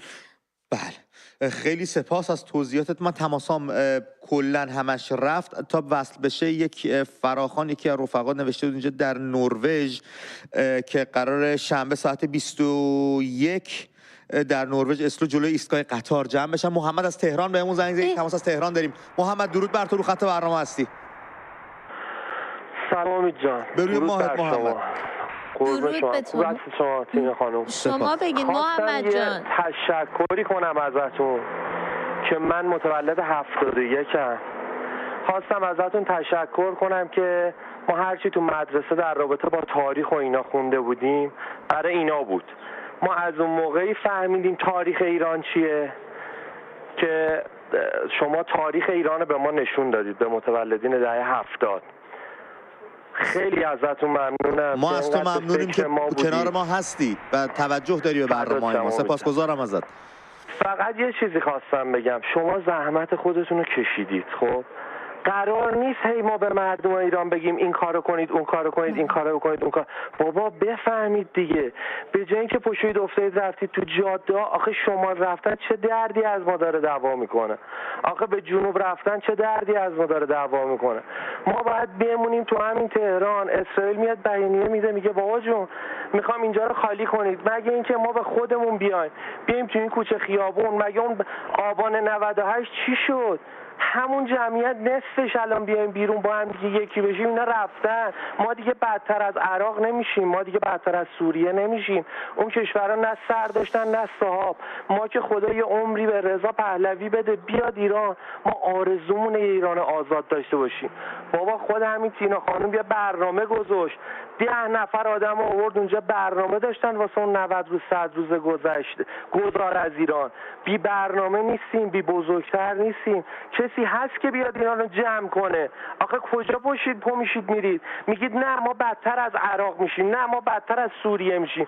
چه بدتر از سوریه و عراقی میخوام بشیم؟ نه اجازه بده محمد جان، اجازه بده محمد جان، من یه چیزی رو اینجا روشن کنم. همین سوریه‌ای که میگن، من نمیدونم آینده سوریه چی میشه. میخوام در این لحظه بهتون بگم 30% ارزش پول ملیش بالا رفته، تحریم‌هاش برداشته شده، به سویفت متصل شده، امروز دارن درش سرمایه گذاری میکنن. یه مجلسی هم تشکیل داده که از دروزی و سنی و نمیدونم این و اون همه رو دور هم جمع کرده. من نمیدونم آیندهش چی میشه. تمامیت ارزیش هم فعلا دست نخورده. همین عراقی که شما میگید امروز داره نفتش رو به جهان میفروشه، بهترین کوریدورها رو داره میسازه. که حالا من در آینده بهتون میگم چقدر براش اهمیت داره. اون خودمختاری کردستان هم که میگفتن اصلا امروز بلا موضوع شده به دلیل بی‌کفایتی خودشون. یعنی اینایی که بعد تجزیه هم که فعلا نشده. همین افغانستان هم که میگن شما به من بگن تجزیه که نشده. یعنی کسانی که الزاما میخوان شما رو بترسونن از این چیزای موردا رو گفتن، شما براشون شرح بدین که اینا چه شرایطی امروز دارن. بله تینا خانم، من دارم شرح میدم. مردم من نمیدونم نون آب جمهوری اسلامی بی غیرتی آورده، نمیدونم دیوونگی آورده. آخه نداره. ما نمیدونم. من نمیدونم تهران برای چی باید تخلیه شه. آقا خدا یه جون به من یه روزی داده، یه جونی هم بالاخره یه روزی هم میگیره، یا تو حوادث باشه یا تو این باشه یا اصلا کشتن به دست این جمهوری اسلامی فاسد باشه.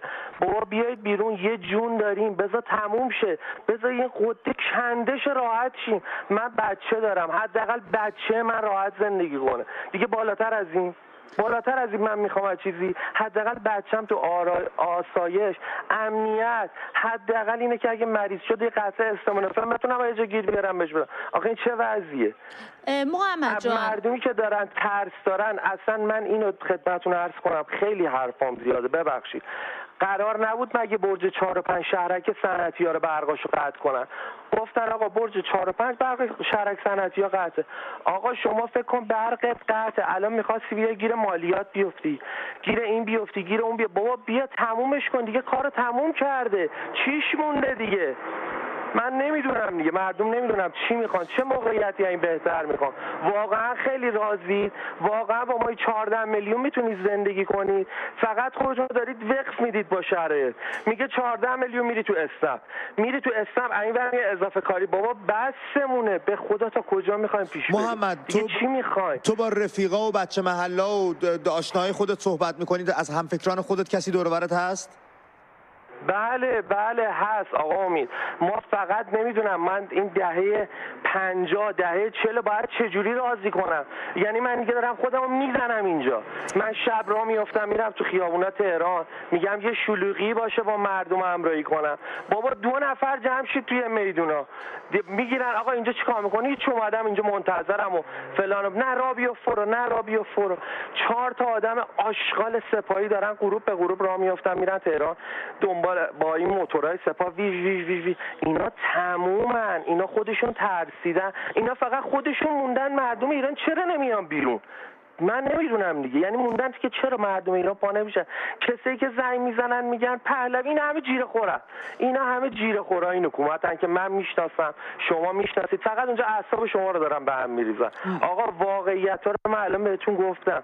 من دیگه نمیدونم باید چی بشه مردم، نمیدونم دیگه، اصلا موندم. این پیغام تو رو محمد، این پیام تو رو هم فکران در جامعه دارن میشنون و قطعاً به فکر فرو خواهند رفت. من فقط یه پرسشی ازت دارم. تو در سطح شهر گویا داری تردد می‌کنی، صدای بیرون داره میاد، در خونه نیستی. بله. از فضای شهر برام بگو، امروز تونستی خرید بکنی؟ چیزی خریدی؟ خودپرداز رفتی؟ شرایط چجوریه که به ما آگاهی بده؟ از تلفن ثابت کار میکنه؟ تلفن همراه به چه صورتی هست؟ خواهش میکنیم شما تلفن همراه، اینترنت ها که هیچی نیست.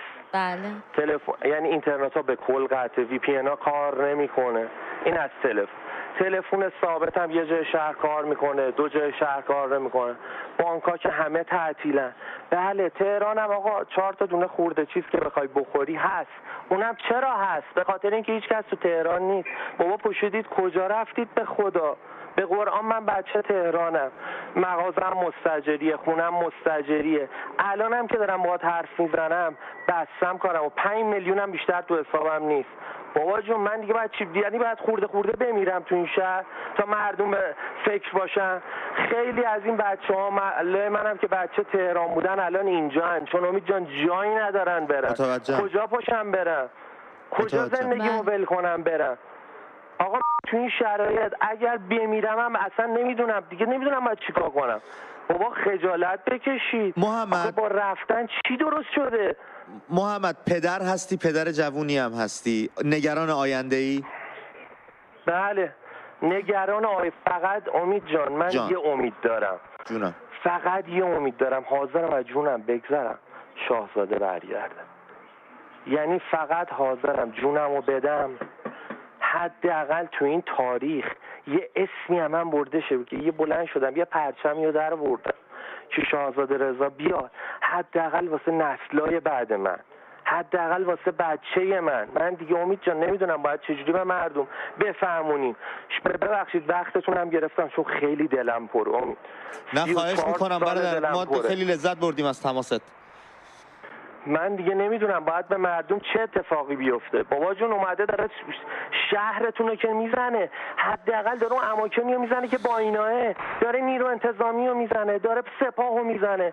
بابا اینا فروپاشی داخلی پیدا کردن. پوشید یه ذره مردونگی داشته باشید، یه ذره از این غیرت‌های زنمون کو با رفتن چی درست شده، شهرستانامون چی درست شده.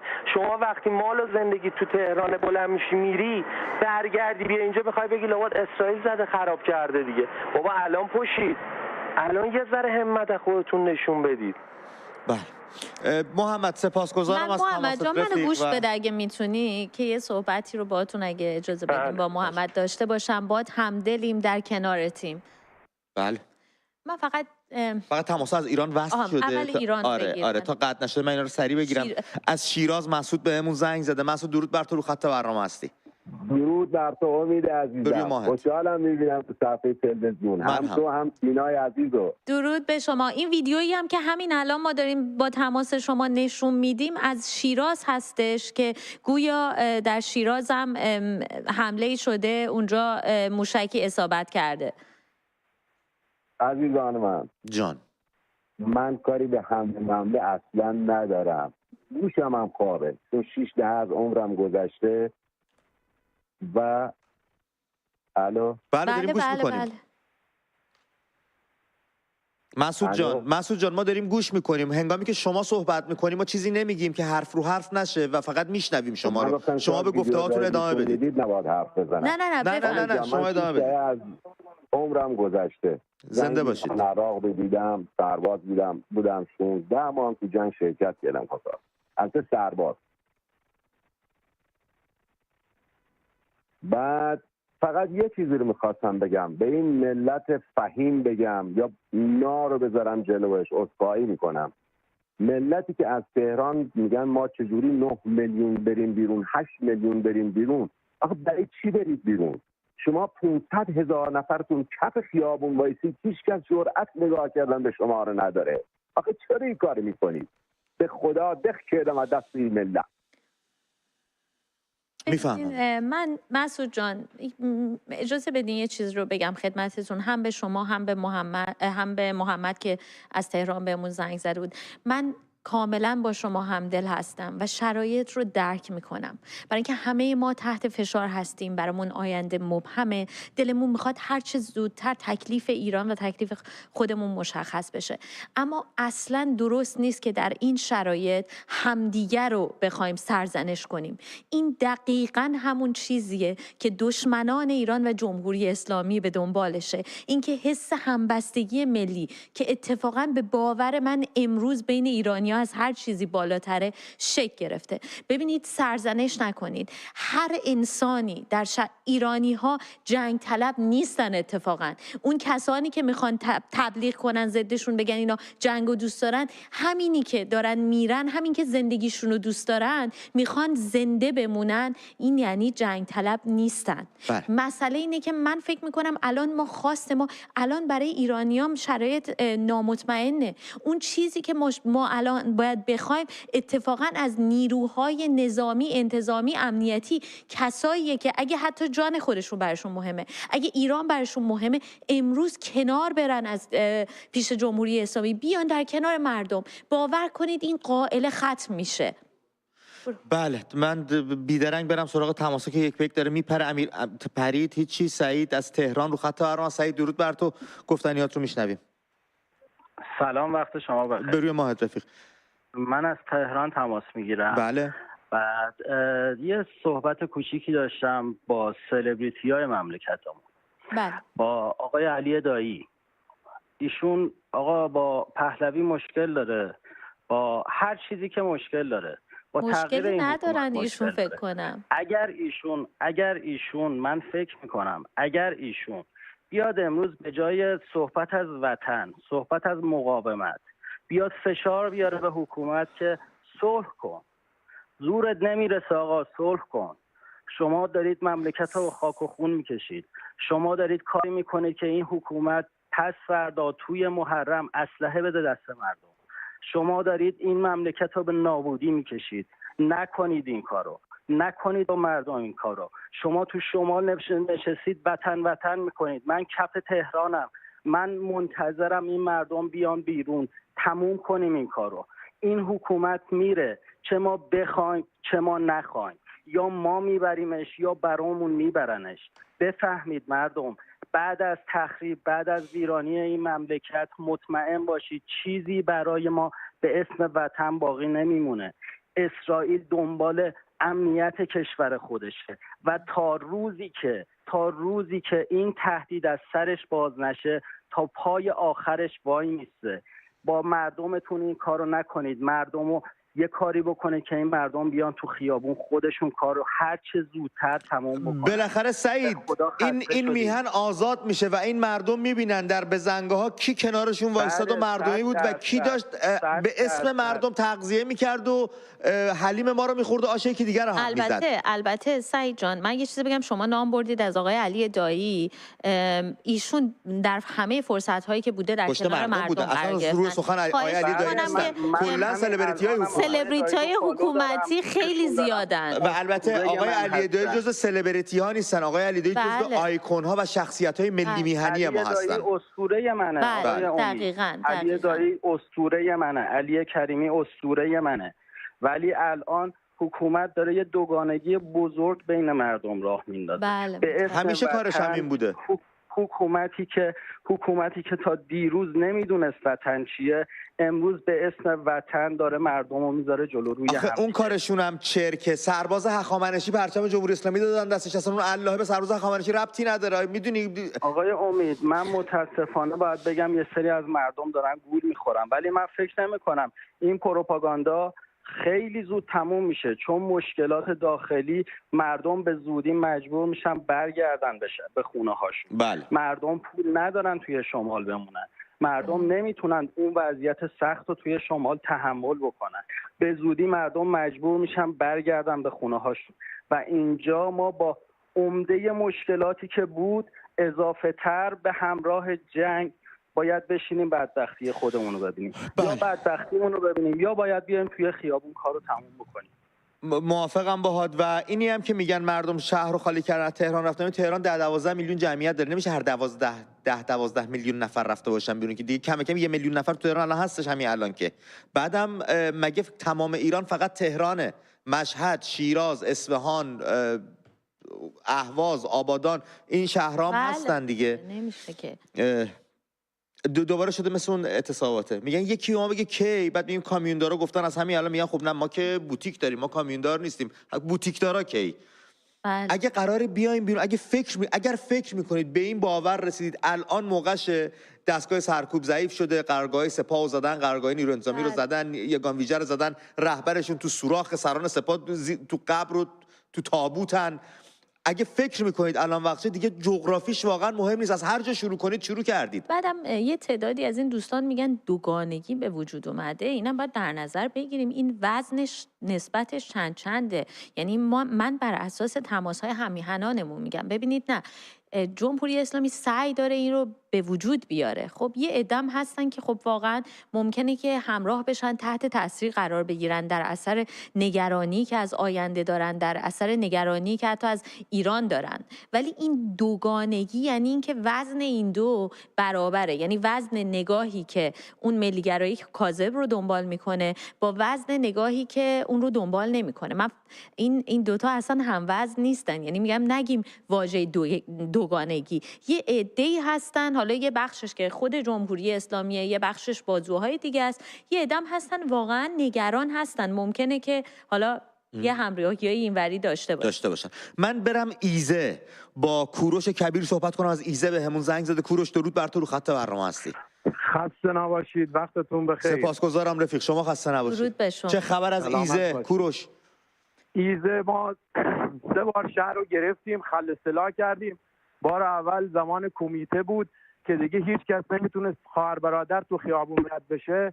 ما شهر رو گرفتیم و اینا رو خل اصلاح کردیم. ولی ایزه همیشه تنها بود. مردم کشور مثل ایزه عمل نکردن. ما خیلی شهید دادیم، خیلی کشته دادیم. همین مجاهد کرکور رو چند وقت پیش اعدام کردن. پیرفلک و گروه‌های بقیه رو خود دیدید که چطوری کشتن. ولی من میخوام به شاهزاده بگم مگه این ملعونی که اومد اونجا شعار داد که آب را مجانی میکنیم، برق را مجانی میکنیم فلان، کی اومد ازش سوال کنه که آیا اینا رو که گفتی عمل کردی؟ بیاد شعار بده. مثل من اون روز فیلم فرخزادتون دیدم، مثل با حرارت صحبت کنه با مردم ایران، با حرارت باش صحبت کنه، بگه ای مردم من هستم، نگران هیچی نباشید، این رپا رو میارم، این کارو میکنم، این کاری میکنم، هرچی ملعونا کردن ما براتون درست میکنیم. با حرارت با مردم صحبت کنه، مشکلی ما نداریم. اینا یه آدمای دوزاری بودن، در تاریخ اومدن رفتن. شهر ما شهریه که خودتون میدونید همین الان تمام تهران بیاد اونجا مردم مهمان نواز هستن، ولی همه اصیل و با اصالت هستن، بختیاری هستن. بله. شهری هستن که هیچ وقت زیر بار زور نرفتن. بله. هیچ وقت این اقوام زیر بار زور نرفتن و هیچ وقت سر خم نکردن. و همین الان هم همه میگن شاهزاده شاهزاده، آماده ایم آماده. بیایید انشالله، نترسید، از هیچی نترسید. اینا همین میگفتن مرگ بر آمریکا، مرگ بر اسرائیل، این کارشون میکنیم، نابودشون میکنیم. الان اومدن چه کار کردن؟ آسمون ایران دست اینا راحت هر جا رو دوست دارن میزنن. به ما دارن رحم میکنن که نمیزنن، قلقم نمیکنن. خب بگو تو که عرضه نداری، تو که بی‌لیاقتی، تو که الان رفتی خوابیدی معلوم نیست کجایی، بعد اینجوری روی مردم فقط جوانای خودمون رو راحت میتونی بکشی. حالا چون زورت بینا رسیده کجاست؟ کوروش جان، من اول از همه یه چیزی به شما بگم. میدونید که ایزه شهریه که اگر روزی من به ایران برگردم قطعا از اولین مقاصدمه. ایزه دژ ایرانگرایی. اینجا ما خودم خدمتون هستم، 100%. خودم از بزرگان شهر هستم. خب از کسی هستم که اگه بیای منو ببینی میگی تو دیگه چرا با همه ثروت زدی اینا بودی. من میخوام که مردمم آزاد باشن. چرا باید همه کشورها همه چی داشته باشن؟ ما از همه چی با هم محروم باشیم. 8% منابع جهان داریم، 1% جمعیت جهان داریم. اونا همه در رفاه زندگی کنن، ما در بدبختی. برای چی ما باید در بدبختی زندگی کنیم؟ چون یه آخوند دوزاری اومده قدرت دستش گرفته؟ چون پدران ما برای ما تصمیم گرفتن. پدران ما اشتباه کردن، الان ما باید بسازیم. بله. ما الان داریم در ایزه می جنگیم. در جلساتی که خودم میشینم همیشه همه با ما همسو هستن، همه با ما هم نظر هستن، میایم کشتی میدیم، درگیری مسلحانه میشیم با اینا. فقط روزی که انشالله شاهزاده اومد اینم بهش بگو AHZ،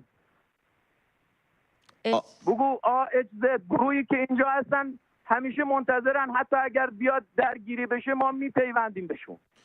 بله. و کوروش از شرایط ایزه این روزها برامون بگو.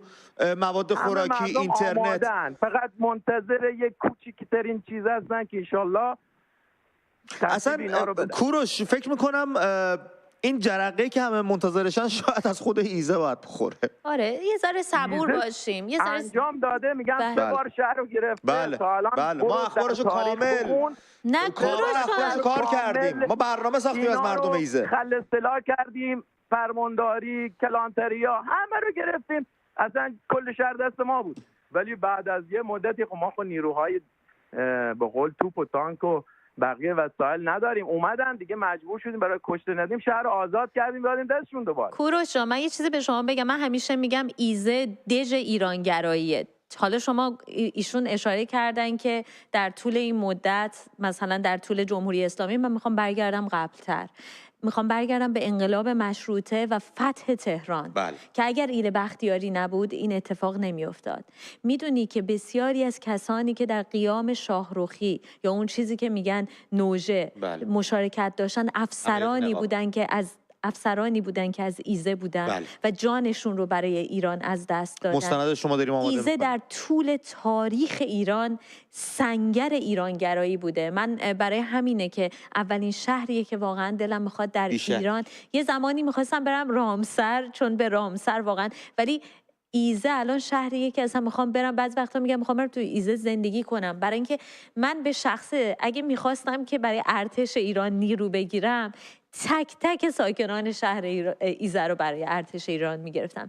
اینقدر که در این شهر اون حس ایرانگرایی، ما از این دژای ایرانگرایی گوش و کنار میگیم، کم نداریم، زیاد داریم، اما خب ایزه خیلی پررنگ بوده همیشه. رضا به همون زنگ زده از تهران. رضا درود بر تو، رو خط برنامه هستی. سلامت باشین، درود بر شما. به روی ماهت. من یه داستان خیلی کوتاهی رو عرض کنم خدمتتون که به قول اصل صحبتم هم بگم. ما تو منطقه خدمت شما اختیاریه زندگی میکنیم، پاسداران. یه دونه قنات از جلو خونه ما رد میشه و جلوش یه دونه خدمت شما عرض بکنم فاضلاب، یعنی قنات شده فاضلاب در هست. پارسال اومدیم در قنات رو برداشت، یعنی هر چند وقت یه باری از توی این فاضلاب سوسک میومد بیرون، حشرات میومد بیرون و آزارمون میداد. یه روز با یکی دو تا از همسایه‌ها قرار گذاشتیم در فاضلاب رو باز بکنیم و داخل این سمپاشی بکنیم. از کنم خدمتتون موقعی که اینجا سمپاشی می‌کردیم 2-3 نفر اومدن برگشتن گفتن آقا ول کن، سمپاشی نکن، اینجا واسه مثلا گربه‌ها ضرر داره، واسه موش‌ها ضرر داره، واسه پروانه‌ها ضرر داره. گفتیم آقا ما باز کردیم اینو و باید تا آخرش انجام بدیم وگرنه سوس کل محل رو میگیره. هی اومدن اعتراض کردن، هی اومدن به قول ما بالا پایین کردن. گفتم آقا از سر کله ما داره سوس میره بالا. این موجودی هستش که اگر یا نباید باهاش کار داشته باشی یا اگه باز کردی باید تمومش کنی، باید تمومش بکنی. ما این فاضلاب رو بازش کردن. بعد عرضم این هستش که الان اگر بخوان جلوی این حملات گرفته بشه، جلوی این داستانا گرفته بشه، جلوی این سخت افزار گرفته بشه، تمام منطقه و تمام دنیا رو این ویروس خواهد گرفت. بله. نباید جلوی این حملات گرفته بشه. عرض دوم این هستش که خدمت شما عرض بکنم که کار سخت افزاری رو اینا دارن انجام میدن. کار سخت افزاری که تموم شد ما وارد خدمت شما عرض کنم کار نرم افزاری میشیم. الان ما زورمون به اون بالاها نمیرسید و 40 سال این دوستانی که برمیگردن میگن نمیدونم وایسین تعامل کنیم. آقا اگه کاری می‌خواستیم بکنیم تو این 40 سال می‌کردیم، تو این 50 سال می‌کردیم. هیچ غلطی نتونستیم بکنیم و به قول شما پس دهنتون رو ببندیم، بذارین این کار تموم بشه. بعد موقعیت تزلزل خدمت شما عرض بکنم که این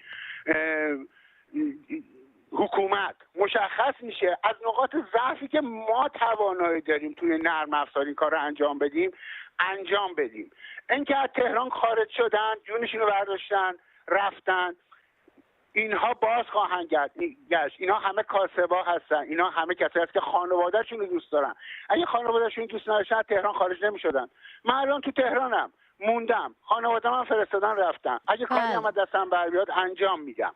اما نمیتونم زن و بچه و تهران نگه دارم. بنابراین خدمت شما عرض بکنم من هم از دوستان، هم از نتانیاهو، هم از ترامپ و همه کسایی که دارن کار سخت افزاری انجام میدن، دیگه دنیا جونش به لبش رسیده، باید به نتیجه برسونن این قضیه رو. اگه نرسونن مطمئن باشین مثل یه دونه خدمت شما عرض بکنم که چیز سرطانی هست، قطعه سرطانی هست. بله. رضا جانم، آفرین. رضا جانم، شما که با بچه محلا به هر حال کارهای اجتماعی انجام میدید، معضل‌های اجتماعی مثل همین قضیه سوسکو اینا که گفتی رو انجام میدید، چرا هسته اولیه اعتراضات رو تو محل خودتون شکل نمیدید و محل به محل به هم بپیوندید؟ این تمثیل بود. ببینید الان نمیشه این کارو کرد چون ما نفوذی زیاد داریم. معلوم نیستش کسی که وارد ما میشه برای ما به قول معروف کاری رو انجام میده. نظر من این هستش که ما از توی تماسشو از دست دادیم. من تماسای ایران رو بیدرنگ بگیرم. نوید افکاری از بندر عباس به همون زنگ زده. نوید درود بر تو، رو خط برنامه هستی. سلام امید جان. بروی ماهت نوید جان. خدمت سینای عزیز. درود به شما. ببینین من والا تو کار مردم ایران موندم. تا هفته پیش میگفتن که اسرائیل بزنه ما بریزیم تو خیابون.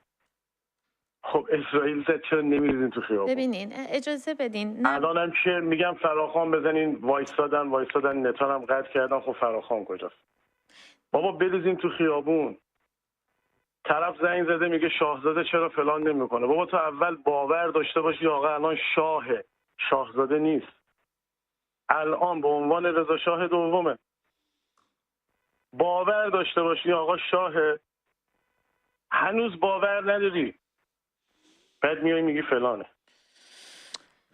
نوید، بچهای بندر عباس چه فکری میکنن در این باره؟ اونجا شرایط چیه؟ ببینین اینجا فعلا آرومه. نهایتا 2-3 بار صدای پدافند اومد. اونا که هیچی، اونا دکوره. اون صدای پدافندا دکوره. اینا به نظر من حالت تمرینه که زنگ نزده باشه، دارن تمرین میکنن که ببینن دقیقاً. آره این لوله هاش تمیز شده، چون برد فشنگای پدافندا 3 کیلومتر بیشتر نیست، اصلا نمیرسه. دقیقاً. نوید، در رابطه با صحبتی که کردی که چرا مردم بابا یه لحظه اگر بگو بابا این پیامی که متیکه الدنگ علی چلاق توی زیر زمین مثل موش کثیف توی فاضلاب اومد، صداش اکو میشد، تو همون بود فکر کنم. ببین دقت کرده باشی به پیامی که داد، آخر پیامش تا حالا من ندیده بودم وقتی که میاد یک پیامی رو میده، یک صحبتی با مردم میکنه، اصلا این لبخند بزنه. ته پیامش زمانی که اومد قطع بکنه یک لبخندی از نشانه ترس که میگه لبخند من از خنده غم انگیزتر است. بابا این خودش ترسیده. خنده تلخ من از گریه غم انگیزتر است. گریه غم انگیزتر است. من نمیدونم چرا مردم نمیریزن بیرون. بابا مردم نمیدونم، طرف بیا آقا میترسیم، ترس داریم. چه ترسی داری؟ اینا دیگه نیرو ندارن. اینا اصلا میترسن یک جا جمع بشن. یگان ویژه میریختن، فلان میریختن. الان یگان ویژه وجود نداره. نهایتا 4 تا نیرو انتظامی، یعنی ما مردم حریف 4 تا نیرو انتظامی نمیشیم. 90% همشون ریزش کرده. من نمیدونم. بله والا نمیدونم. باهات موافقم، خیلی باهات موافقم نوید. نمیدونم، عجیبه کار مردم ایران، عجیبه. نمیدونم تا دیروز میگفتن اسرائیل بزنه بریزه تو خیابون. بابا زد دیگه راه. نه اجازه بدین، قطع نکن نوید جان. حالا خودشون قطع شدن. نه وصل نوید جان ببینید من مخالفم اینجا. اجازه بدین ببینید شرایط جنگی، یک شرایط جنگی هست یا نیست. شما خودتونم، یعنی ما خودمونم باور نمی کردیم که در عرض 5 روز کار به این جایی بکشه که امروز کشیده شده.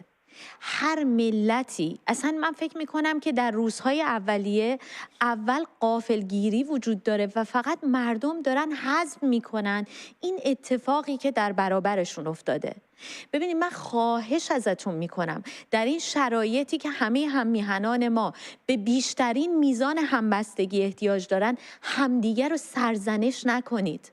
شرایط جنگی، شما با هر روانشناسی، با هر جامعه شناسی که صحبت کنید به شما خواهند گفت که هر چقدر هم مردم راضی باشن که جمهوری اسلامی به چنین فلاکتی افتاده، باز هم باید بهشون این حق رو بدید که اول باید نظاره کنن.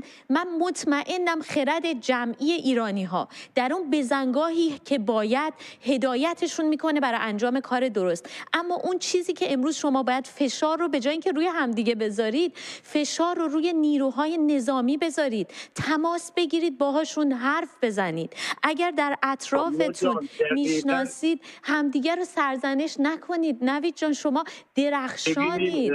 دینا جان اصلا بحث سرزنش نیست. ببینین مقصر اول جنگ جمهوری اسلامی، اون شخص متیکه چلاق. دوم مردم چرا ناراحتن؟ مردم میتونستن با اعتصابات سراسری بدون هیچ جنگ و خونریزی، چیزی که رضا شاه دوم فراخوان زد، میتونستن باعث بشن که این جنگ اتفاق نیفته. الان بعضیاشون ناراحتن که چرا این جنگ اتفاق افتاده. تقصیر خودمونه. چرا ما اعتصاب نکردیم همون اول؟ چرا گذاشتیم به اینجا بکشه؟ چرا الان اعتصاب اجباری چون جنگ کار کاسبیش نمیچرخه باید ببنده؟ من ترغیب دارم میکنم مردم رو بریزن تو خیابون. ما نمیخوایم فشار رو مردم بیاریم بگیم آقا ترس فلان. ترغیبه، به والله ترغیبه. ما نمیخوایم بگیم که آقا فلان هموطن خودمون رو سرکوب بکنیم که میدونم نوید جان، به خودتون به همدیگه فرصت بدید. من از شما خواهش میکنم.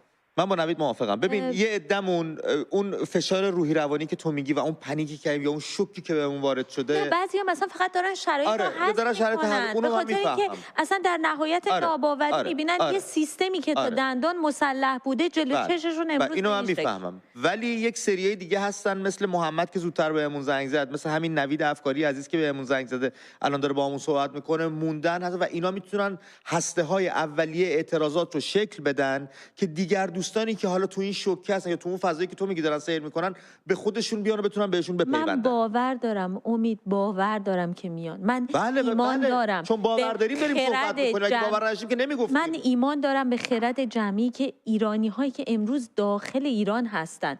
من ببین یه مسئله که از من احساس میکنم ما بیشتر فشار رو به جای اینکه روی خودمون بذاریم باید این خشم رو جای درست هدایت کنیم. اون که داره هدایت میشه جاست، ولی این فشار رو خودمون گذاشتن نیست. این گوشزد کردن به خودمون که بچه‌ها الان موقعیت خوبیه، بچه‌ها الان دستگاه سرکوب ضعیف شده ها، بچه‌ها اگر می‌خوایم الان وقتشه، این داریم گوشزد می‌کنیم به خود، اصلا فشاری رو کسی نمی‌ذاریم. میدونم ولی کمتر می‌بینم که عزیزانمون تماس بگیرن و روی صحبتشون به اون نیروهایی باشه که امروز در کنار جمهوری اسلامی بله اونم باید مورد عتاب قرار داد بگونه، یعنی باید باشون برخورد کرد. خیلی مسئله مهمه. ببین ما می‌خوایم این جنگ پایان پیدا کنه، هر چه زودتر پایان پیدا بکنه. بله. هیچ کسی برای جلوگیری از ویرانی بیشتر. دقیقاً یک ساختمان در ایران خراب بشه من میدونم که آدم ناراحت میشه اینو ببینه. خب ما میخوایم جلوش گرفته بشه. برای همین اون چیزی که کمک کرده در مرحله اول ادامه پیدا کنه اون نیروهای نظامی، انتظامی، امنیتی هستن که همچنان در کنار دستگاه سرکوب و این جمهوری اسلامی ایستادن. اگر که تماس بگیرین، پیامتون رو به اونها بگین. اگر در خانوادهتون، همسایگیتون، دوستانتون میشناسید باشون گفتی تماس بگیرید، گفتم وحید از تهران بهمون زنگ زده. وحید جان درود بر تو، رو خط برنامه هستی. دوستان عزیزم سلام، آقا امید گل، تینا خانم عزیز. بروی ماهت رفیق. درود به تو. امیدوارم که روز آزادی هر چه زودتر برسه و دلمون از خودت چی فکر می‌کنی وحید؟ تویی که تهران هستی فکر می‌کنی روز آزادی نزدیکه بهمون؟ امید جان روز آزادی خیلی نزدیکه و خیلی دور. خیلی نزدیکه چون میدونم که اگه یه قدم برداریم بهش میرسیم. خیلی دوره چون هنوز متاسفانه بعضی از افکار پوسیده جامعه فکر جامعه رو درگیر خودش کرده. به خاطر این میگم خیلی دوره. خونه ما چسبیده به پدافند فرودگاه مهرآباد. من وقتی میرم پشت اون 4 گوشه تهران معلوم، حتی کوههای قم هم معلوم از خونه ما. 5 روز میرم نگاه میکنم 4 طرف مملکت رو میبینم تو آتیش و تو دود داره میسوزه. این سربازای پدافند رو میبینم که نشستن این پشت، آدم دلش کباب میشه. بعد اون وقت طرف میاد مینویسه میگه لاستیک آتیش زدن، میاد مینویسه میگه این هیچ چی نیست. بابا مرد ببخشید اینطوری میگم، شیشه میکشی خب سرتو بیار بیرون نگاه بکن دیگه. پرده افتاده 25 سال 30 سال شما دارید میگید آی بزنیم، آی با استکبار مبارزه کنیم، آی فلانی رو محو کنیم. خب باشه اصلا اینا قبول، ایدئولوژی قبول، ولی تو نباید 4 تا پدافند خوب داشته باشی، نباید دومت پناهگاه بسازی برای ملتت، نباید 4 تا جنگنده به روز بخری که الان آسمون کشورت شده اتوبان رفت و برگشت اسرائیل. این پناهگاه‌ها و تونل‌ها این پناهگاه‌ها و تونل‌ها رو برای حماس و حزب الله ساختن دیگه. مردم ایران که مهم نیستن برای جمهوری اسلامی. دقیقاً. آقا الان یه آژیر نمیزنن. ما الان تنها دلخوشی ما الان این پدافند فرودگاهی که کنار خونمونه، اونم کاری از دستش برنامه. بابا بیچاره 4 تا سرباز نشستن اونجا، اصلا نگاه میکنیم معلومه ترس دارن. خب هر کسی باشه میترسه. چیکار کردن با این مملکت؟ با این همه سرمایه چیکار، با این خاک چیکار کردن؟ آدم مگه میتونه اینقدر بی‌وطن باشه؟ طرف میاد میگه شما خوشحالید از جنگی که اومده. به خدا این لعنت به اون متجاوز، لعنت به بی‌وطن، لعنت به وطن فروش. ولی آدم حقیقت رو داره میبینه. آقا شما پس‌ترین کشورها که هیچ ادعایی ندارن تو فرماندهی و تو ارتششون حداقل مقاومت میکنن. تو کمتر از 2 ساعت بدنه فرماندهی ریخت. دلت به چی خوشه؟ هی میگم ما میزنیم. آقا اصلا فرض کنیم شما همین الان اومدی 3000 تا موشک زدی اسرائیل، کلش رو شخم زدی نابود کردی. خب فکر 2 ساعت بعدش رو کردی چی میخواد بشه؟ من تا دیشب حقیقتا خیلی اصرار میکردم به پدر مادرم که خب بریم از تهران، بریم خطرناکه، بیشترم به خاطر خودشون. ولی دیشب خیلی فکر کردم کجا بریم؟ آدم مگه میتونه بره؟ وحید عزیزم، من خیلی با شما همدلم، با همه ایرانیانی که در سراسر ایران و در این لحظات هستند. سرعت تحولاتی که داره پیش میاد انقدر سریعه و چنان در لحظه تغییر میکنه که منی که در رسانه هم هستم به سختی دارم دنبال میکنم و خودم رو هماهنگ میکنم با این سرعت تحولات. دقیقاً به خودتون وحید عزیزم، به خودتون و به مردم ایران فرصت بدید. من باور کنید به شما و به مردم ایران ایمان دارم که در اون لحظه‌ای که درست باشه جای درست قرار میگیرن و کار درست رو انجام میدن.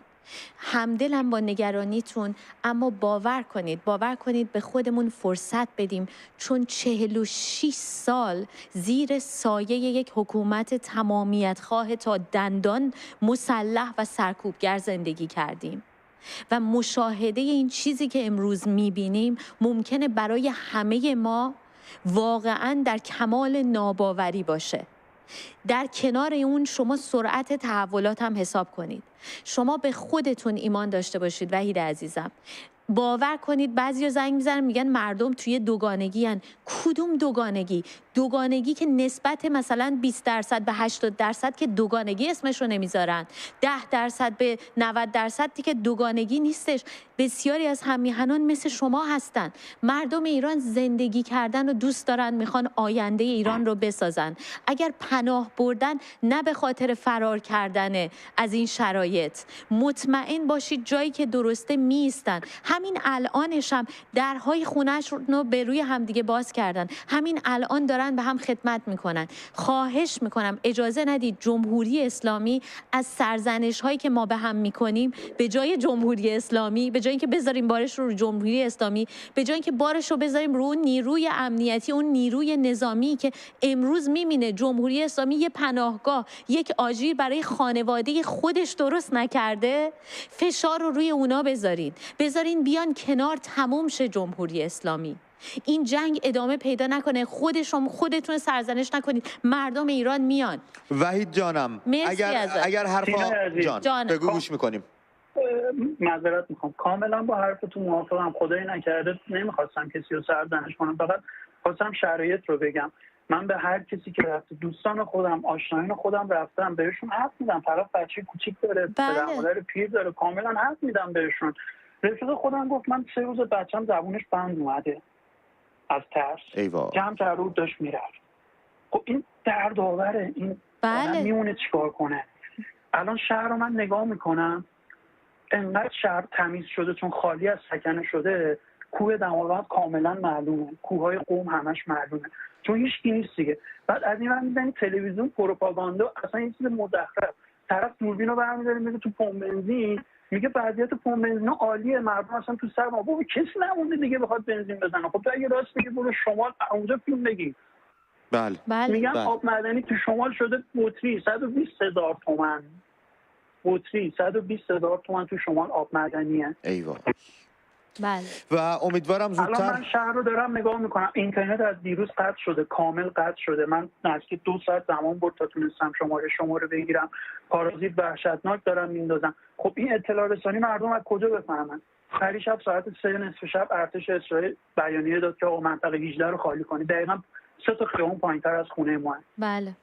1-2 کیلومتر فاصله داره با ما. خب الان که اینترنت قطع، مردم از کجا بفهمن؟ پارازیت انداختید، مردم از کجا بفهمن؟ اینا اصلا نمیخوان. دیگرم بگم وقت دوستانو نگیرم. جانم. ببینید از 4 تا پایه 3 تاش خورد شده، فقط یه دونش مونده. بله. اون یه دونه هم خیلی نزدیکه.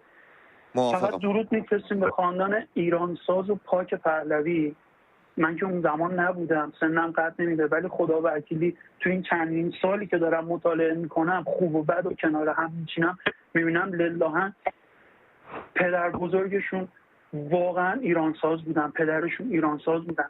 رضا شاه کبیر وقتی با لشکر پیاده قزوین و با لشکر 5 همدان میاد تو تهران، میره تو باغ شاه، تو خاطرات هست نوشتن اون دربون باغ میگه چرا اومدی اینجا، چرا به کاخ نرفتی؟ میگه من برای کشورگشایی نیومدم، اومدم و به خراب شده سر و سامون بدم، نمیدونم رعیت شیره‌ای رو جمع کنم، نمیدونم وبا رو جمع کنم، نمیدونم بدهی انگلیس رو بدم، نمیدونم راهزن‌ها رو جمع کنم. و تو 16 سال همه اینا رو جمع کرد، ایرانو ساخت. آقا چی می‌خوای دیگه؟ دیروز طرف برگشته زفته خودم به من میگه خدا کنه فقط اگه جمهوری اسلامی میره پهلوی نیاد. میگم چرا؟ کی میخواد بیاد؟ تو به من بگو، بیا صحبت کنیم چند دقیقه، تو معرفی کن ایده نظرت کیه. میگه نمیدونم. میگم خب وقتی نمیدونی چرا میگی پهلوی نیاد؟ میگه آقا همش دارن ازش بد میگن. میگم دقیقاً زمانی که تریبون جمهوری اسلامی از کسی بد میگه تو باید بری پشت اون طرف وایسی، چون حقانیت با اونه که جمهوری اسلامی داره میکوبتش. آقا توی این مدت ما یه بار از فرقه مجاهدین هیچی از جمهوری اسلامی نشینیم تو تلویزیوناش، ولی تا دلتون بخواد دارن پهلوی رو میکوبن. اینا آقا همکار استراتژیک بودن با هم دیگه یه زمانی، سر یه سفره میشستن. هنوزم هستن. بله. ببخشید دروغ دیگه تو سر خودمون که نمیتونیم شیره بمالیم. خانم فلانی تو آلمان نشسته، از کجا پول میاره؟ تشکیلاتش از کجا میاد؟ پولش از کجا میاد؟ کی بهش کمک میکنه؟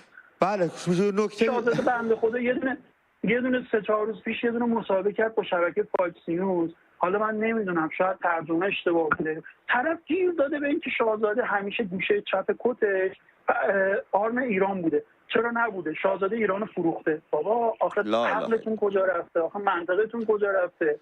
وحید عزیزم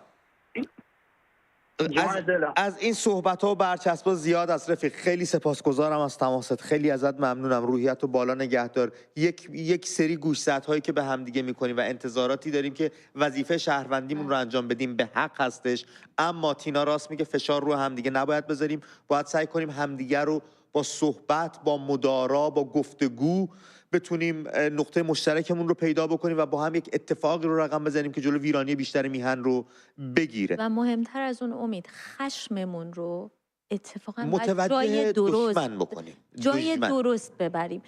دشمن به کنار، باید به سمت کسانی هدایت کنیم که واقعاً جدا شدن و ریزششون در این لحظات تاریخی میتونه در نجات ایران تاثیرگذار باشه. من به رفقامون میگم بچه‌ها اینا الان جرئت ندارن همشون با هم دیگه جمع شن. 5 روز سلامینا رو زدن پکوندن، اینا نتونستن از چالشون کنن، میترسن جمع شن یه جای مراسم تدفین بگیرن.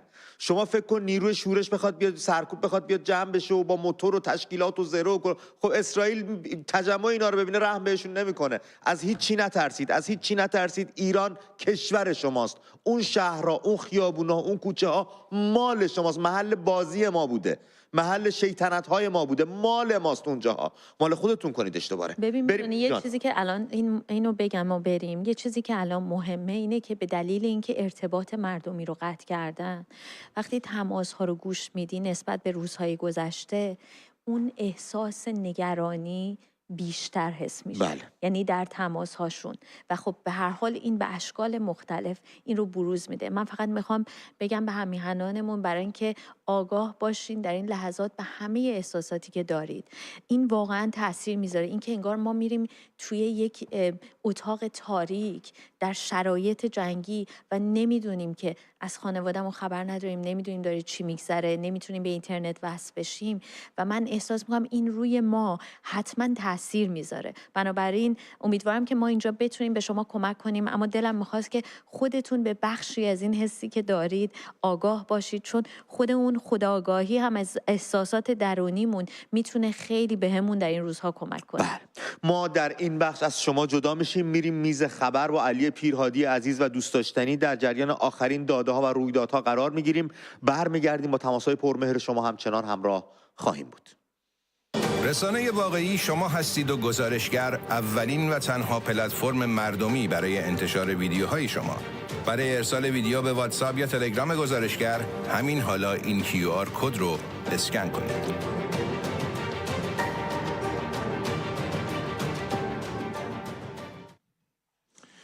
خانم آقایان درود مجدد و امیدوارم که هجا هستین. حالا روز خوبی داشته باشین. دقایقی پیش گزارش‌هایی به دست ما رسید از حمله اسرائیل به اطراف فرودگاه شیراز که اونجا مورد هدف قرار داده ارتش اسرائیل. معلوم نیست آیا خود فرودگاه شیراز مورد هدف قرار گرفته یا اینکه تأسیساتی در نزدیکی فرودگاه شیراز بوده که هدف حمله قرار گرفته. اما ویدیوهایی که برای ما فرستادن به گزارشگر نشون میده که دود در اطراف فرودگاه شیراز بلند شده و انفجارهایی که اونجا صورت گرفته اثراتش رو در این ویدیوها میبینیم. همچنین گزارشگران ما با پیام برای ما فرستادن که در فردیس هم صدای انفجارهایی شنیده شده و قطعی گسترده اینترنت هم همچنان دارن. گفتن که از ساعت 3 تا 6 صبح فردیس کرج دائم صدای انفجارهای وحشتناک می اومده. شهرک ناز فردیس رو زدن. شب اول حمله از اونجا موشک بلند می شده، یعنی احتمالاً که عذرخواهی میکنم، احتمالاً که اونجا پایگاه موشکی بوده یا سکوهای پرتاب موشکی بوده که ازش موشک به سمت اسرائیل پرتاب شده در فردیس. و تصاویری که الان دارید میبینید تصاویر انفجارها در شیراز هست که دقایقی پیش به گزارشگر منطقه ارسال شده. شما هم اگر در شهری زندگی میکنید که مورد اصابت یا مورد حمله به ارتش اسرائیل قرار گرفته و به اینترنت دسترسی دارید، میتونید برای ما گزارش‌های خودتون رو ارسال کنید. عرض کردم معلوم نیستش که این که انفجارهایی که در شیراز انجام شده آیا مستقیما در فرودگاه خود شیراز بوده یا در حوالی این فرودگاه تأسیساتی رو ارتش اسرائیل مورد هدف قرار داده. نت بلاکس گزارش داده که دسترسی به اینترنت در ایران 18 ساعته که به طور سراسری قطع شده. مقام‌های جمهوری اسلامی گفتن با این ادعا که سوء استفاده اسرائیل از شبکه اینترنت برای مقاصد نظامی هست، این عمل رو انجام دادن و اینترنت رو قطع کردن. گفتن حالا فعلا تا اطلاع ثانوی این شرایط پابرجاست، موضوعی که باعث شده بسیاری از شهروندان، بسیاری از هموطنان که در خارج از ایران زندگی میکنن نگرانی شدیدی نسبت به وضعیت و سلامت خانواده‌های خودشون داشته باشن. هم اینترنت قطعه، همین که تماس‌های بین المللی با ایران امکان پذیر نیست. در کرمانشاه یکی از گزارشگران ما نوشتن که نمیتونن تماس بگیرن. نوشتم من از صبح دارم به مامانم توی ایران زنگ میزنم اما اصلا تماس وصل نمیشه، نه شماره خونه رو میتونم بگیرم نه موبایلش رو. تو رو خدا یه راهی پیدا کنید برای ما بچه‌هایی که خارج از ایران هستیم. و از این دست نگرانی هایی که هموطنانمون برای ما میفرستن کم نیست. نوشتن سلام، خبری از ایران دارید؟ من خیلی نگرانم و نمیتونم با خانوادم تماس بگیرم. گزارشگر دیگه برای ما نوشتن که از دیروز ساعت 4 بعد از ظهر در تمامی مناطق مرکزی ایران مثل استانهای اصفهان، چهارمحال، بختیاری، حتی یزد اینترنت کامل قطع شده. الان 3 تا فیلتر شکن روی سیستم روشن هست تا فقط از طریق تلگرام بتونیم پیام بدیم. واتساپ هم که کلاً قطع کردن. البته جمهوری اسلامی 2 روزه که داره از مردم میخواد که واتساپ رو از روی گوشی هاشون حذف بکنن. گفتن که اون رو هم با این ادعا که داره ارتش اسرائیل از واتساپ استفاده میکنه واسه پیدا کردن اهدافش، از مردم خواسته که این اقدام رو انجام بدن. و عرض کنم خدمتتون که یک هموطنی هم گفتن که جمهوری اسلامی مردم رو اصلا گروگان گرفته با این وضعیت. قطع اینترنت از نگاه بسیاری از شما دوستان در شرایط فعلی، شرایط جنگی که همه نگرانن و همه میخوان که از گردش آزاد اطلاعات با خبر باشن، بدونن که در کدام نقطه ایران دقیقاً چه شرایطی حکم فرماست، به خصوص وضعیت سلامت خانواده‌های خودشون رو پیگیری بکنن. خیلی ها برای ما گزارش فرستادن که یا پیام فرستادن که این یک جنایت جنگی است. یکی از این شهروند تحلیلگران ما توضیح میده دلیلش رو برای این که چرا فکر میکنه این کار یک جنایت جنگی است. اگر آماده باشه ویدیوش با هم ببینیم. بله، حالا تا دوستان آماده میکنند میشنویم از این هموطنمون که چرا باور داره که این حرکت جمهوری اسلامی که نه آگاهی رسانی میکنه به مردم کشور و نه اینکه اینترنت رو آزاد میذاره تا نگرانی های خانواده های ایرانی خارج از کشور نسبت به سلامت خانواده هاشون برطرف بشه، جنایت جنگی محسوب میشه. حالا دوستان ویدیو رو آماده میکنم، بعد براتون پخش میکنیم. تا ویدیو آماده میشه من خدمتتون عرض کنم که اسماعیل بقایی سخنگوی وزارت خارجه جمهوری اسلامی تایید کرده که دارن برنامه ریزی کنن که عباس عراقچی جلسه مشترکی با سه کشور اروپایی و مسئول سیاست خارجی اتحادیه اروپا داشته باشه. بقایی گفته این جلسه به درخواست اونها بوده و با هدف گفتگو در موضوع هسته‌ای و آخرین تحولات منطقه در پی حمله نظامی اسرائیل به جمهوری اسلامی. پیشتر رویترز به نقل از یک مقام دیپلماتیک آلمانی خبر داده بود که وزرای خارجه آلمان، فرانسه و بریتانیا ترویکای اروپایی به همراه مسئول سیاست خارجی اتحادیه اروپا قراره که روز جمعه در ژنو با عباس عراقچی دیدار داشته باشن. رسانه‌های داخلی از طرف دیگه عنوان کردن که عباس عراقچی وزیر خارجه جمهوری اسلامی قراره به ترکیه بره تا در نشست سازمان همکاری اسلامی شرکت کنه. گفته شده این نشست در سطح وزرای خارجه و در روزهای شنبه و یکشنبه هفته آینده به عنوان سازمان همکاری اسلامی در جهان در حال تحول در استانبول قرار برگزار بشه. دقایقی پیش خبرگزاری مهر به نقل از بهنام سعیدی عضو هیئت رئیسه کمیسیون امنیت ملی مجلس جمهوری اسلامی تهدید کرده که تنگه هرمز رو خواهند بست. سعیدی به مهر گفته جمهوری اسلامی گزینه‌های متعددی برای پاسخ به حملات اسرائیل و کشورهای همپیمان اسرائیل در اختیار داره و با این ادعا که زمان، مکان، کیفیت و راهبرد پاسخها به تصمیم مسئولان نظام و نیروهای مسلح جمهوری اسلامی بستگی داره، گفته بستن تنگ هرمز یکی از گزینه‌های مطرح جمهوری اسلامی. در مورد انفجار در راکتور آب سنگین عراق یا خنداب هم آژانس بین‌المللی انرژی اتمی اعلام کرده که این راکتور هنوز عملیاتی نشده بوده و هیچ ماده هسته‌ای در اون وجود نداشته. به همین دلیل این حمله هیچ گونه اثر رادیولوژیکی رو به جا نخواهد گذاشت. معاون استانداری البرز هم اعلام کرده که بامداد امروز یک نقطه از فرودگاه پیام مورد هدف قرار گرفته. او گفته که آسیب جانی نداشتیم و باند فرودگاه هم طی این حمله هیچ گونه آسیبی ندید. اما صحبت از راکتور آب سنگین عراق شد. ارتش اسرائیل ساعتی قبل ویدیویی رو منتشر کرده سه‌بعدی از وضعیت این راکتور و ویدیویی هم منتشر کرده از نحوه حمله به راکتور آب سنگین عراق که مورد هدف ارتش اسرائیل قرار گرفته. اگر که دوستان محبت کنن ویدیوش رو هم با هم میتونیم ببینیم که بله همونطور که گفتم ظاهرا که ما از نظر اینترنتی اینجا هم به مشکل خوردیم. ارتش اسرائیل اعلام کرده که راکتور هسته‌ای آب سنگین عراق یا خنداب رو در غرب ایران هدف حمله قرار داده. سازمان انرژی اتمی جمهوری اسلامی با یه بیانیه ای رو صادر کرده و در اون بیانیه این حمله رو نقض مجدد حقوق بین الملل توصیف کرده و اعلام کرده بارها تهدیدها و حملات اسرائیل رو با آژانس بین المللی انرژی اتمی گزارش داده، اما هیچ اقدامی از سوی این نهاد ناظر به فعالیت‌های هسته‌ای صورت نگرفته.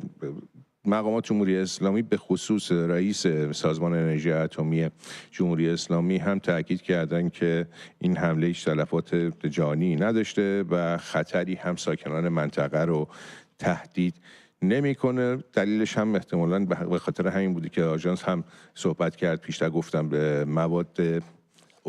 مواد هسته‌ای در اونجا وجود نشه. همونطور که در تصاویر می‌بینین این تصاویری است که ارتش اسرائیل منتشر کرده ساعاتی پیش از فضای راکتور هسته‌ای آب سنگین عراق که نشون میده در این تصویر سه‌بعدی وضعیتش به چه شکل هست و چه ابعادی داره. در تصاویر بعدی خواهیم دید که لحظه انفجار این راکتور، لحظه اصابت بمب‌های اسرائیل به راکتور آب سنگین خنداب هست و تصویر دیگری هم در ادامه همین تصاویر خواهیم دید که ارتش اسرائیل ویدیوی نحوه حمله به راکتور اتمی آب سنگین عراق رو منتشر کرده و نشون داده در اون ویدیو که به چه صورت این راکتور رو مورد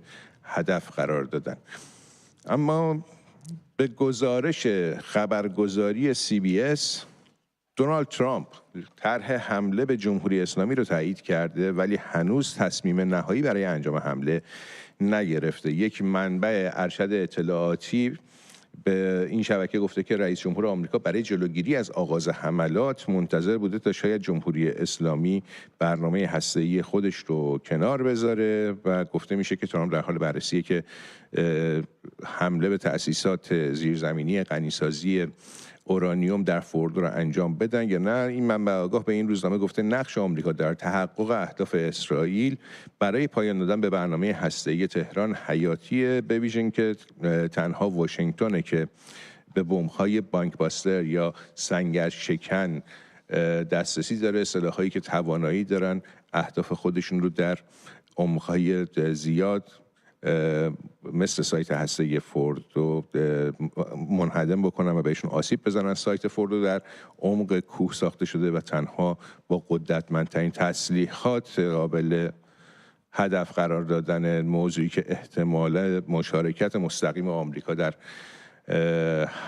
حملات اسرائیل به جمهوری اسلامی رو تقویت میکنه. این خبر را ابتدا وال استریت جورنال بود که منتشر کرده بود، اما همزمان با گمان زنی های زیادی که در رسانه‌ها داره میشه درباره تصمیم دونالد ترامپ به این که به حملات اسرائیل به جمهوری اسلامی بپیونده یا نه، جمهوری اسلامی بار دیگه واشنگتن رو تهدید کرده. کاظم غریب‌آبادی، معاون عباس عراقچی وزیر خارجه جمهوری اسلامی، در گفتگو با رسانه‌های حکومتی هشدار داده که اگر آمریکا بخواد برای حمایت از اسرائیل وارد عمل بشه، ما به متجاوزان درس خواهیم داد. غریب‌آبادی مدعی شده که حکومت ایران هیچگاه به دنبال گسترش درگیری نبوده و اضافه کرده که به آمریکا توصیه می‌کنیم از مداخله پرهیز کنه، تمام گزینه‌های لازم از سوی جمهوری اسلامی روی میزه.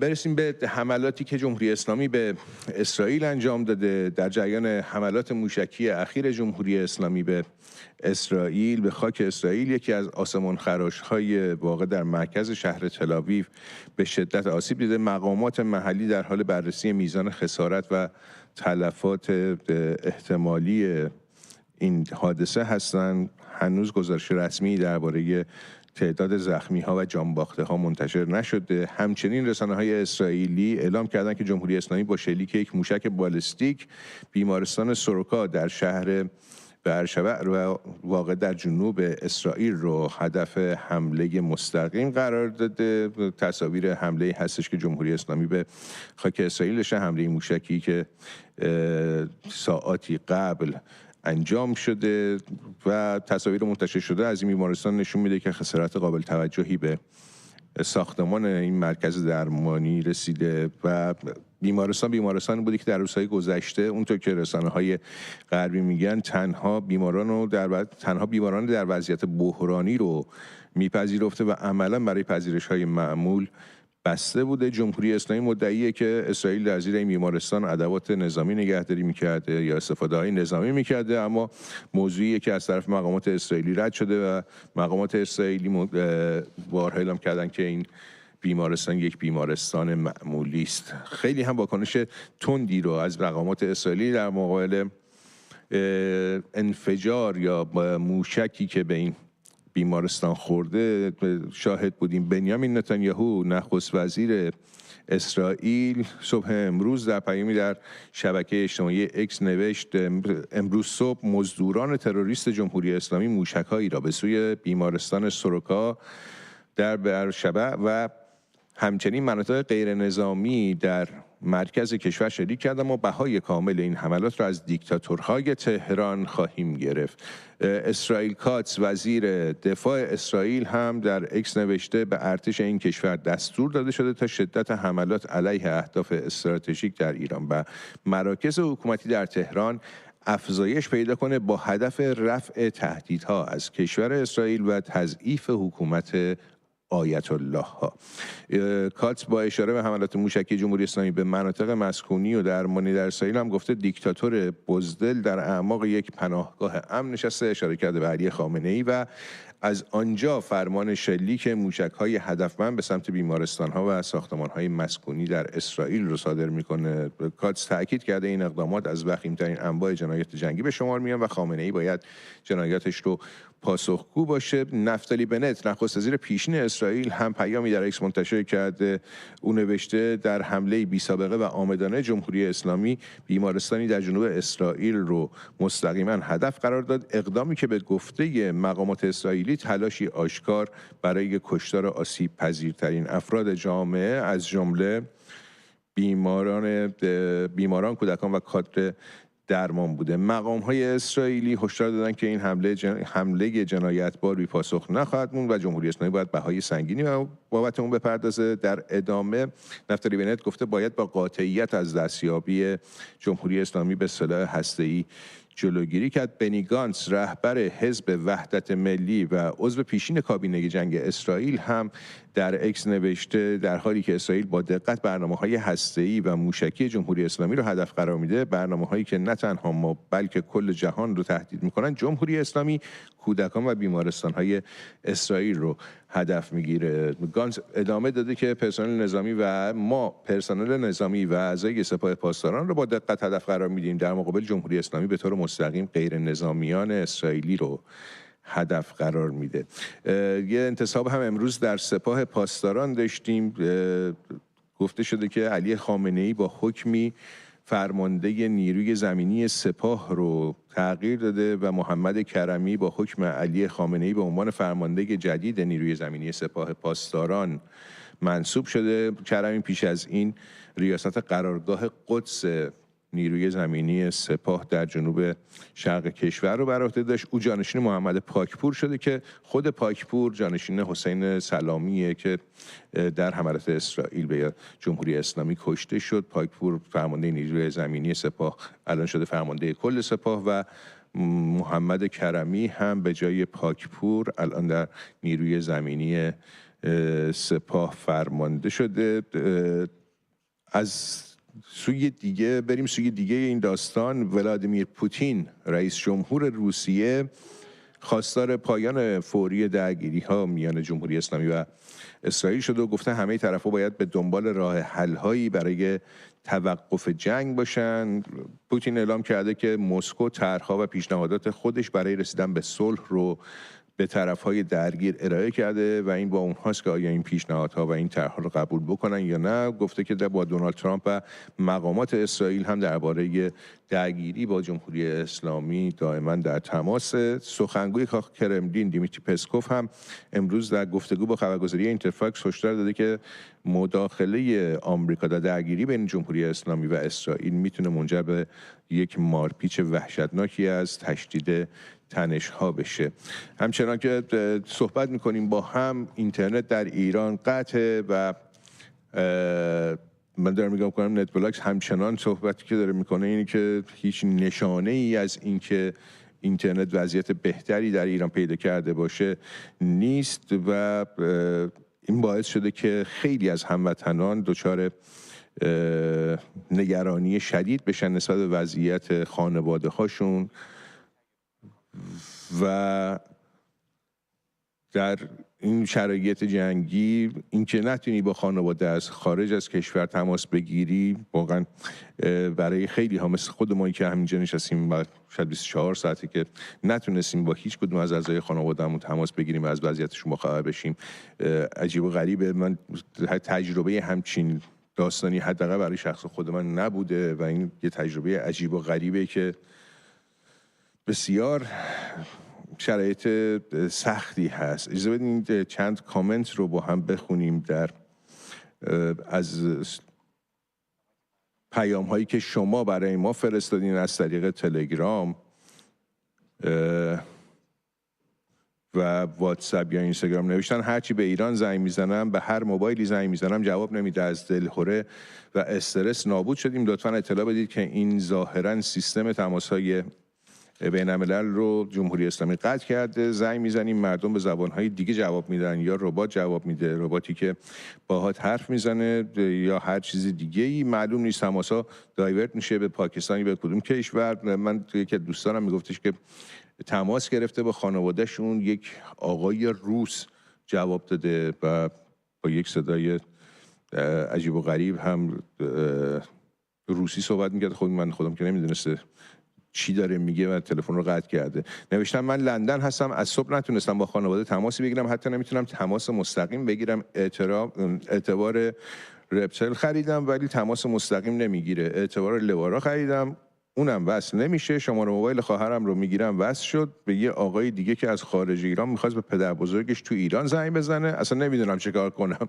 یعنی تماس گرفتن با خواهرشون، یه آقای دیگری که اون هم دنبال این بودی که به خانواده‌اش توی ایران تماس بگیره، او جواب این دوست ما رو داده. نوشتن اصلا نمیدونم چیکار کنم، من تنها توی لندن هستم و همه خانواده توی ایرانن، لطفاً کمک کنید.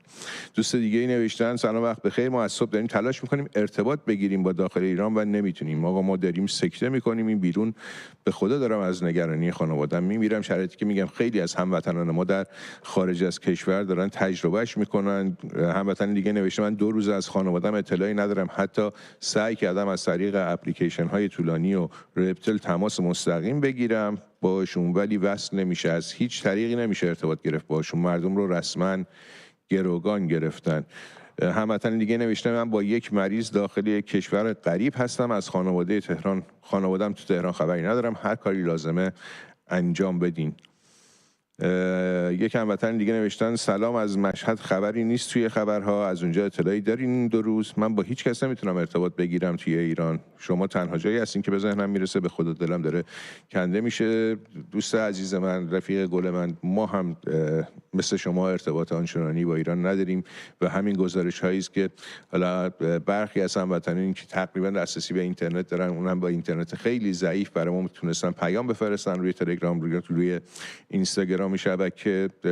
1-2 نفر از هموطنانمون هم مثل همین گزارش انفجار در شیراز شاید به اینترنت قوی تری بس بودن و تونستن برای ما ویدیویی بفرستن که ما پخش کردیم برای شما. انفجار در شیراز رو شما اگر در ایران ساکن هستید و دسترسی دارید به اینترنت، در حال حاضر برنامه پوشش زنده ما از من و تو رو ملاحظه میکنید، حتما برای ما گزارش بفرستید، شده با وایس، با پیام، و به ما خبر بدین از شرایطی که در شهر شما حکم فرماست و اینکه داره در خاک کشورمون چه اتفاقاتی میفته. شیراز عرض کردم گزارش که به دست ما رسید نشون میده که انفجارهایی در نزدیکی فرودگاه این شهر زیبا اتفاق افتاده. مشخص نیست آیا خود فرودگاه مورد اصابت قرار گرفته یا تأسیساتی در نزدیکی این فرودگاه مورد هدف قرار گرفته.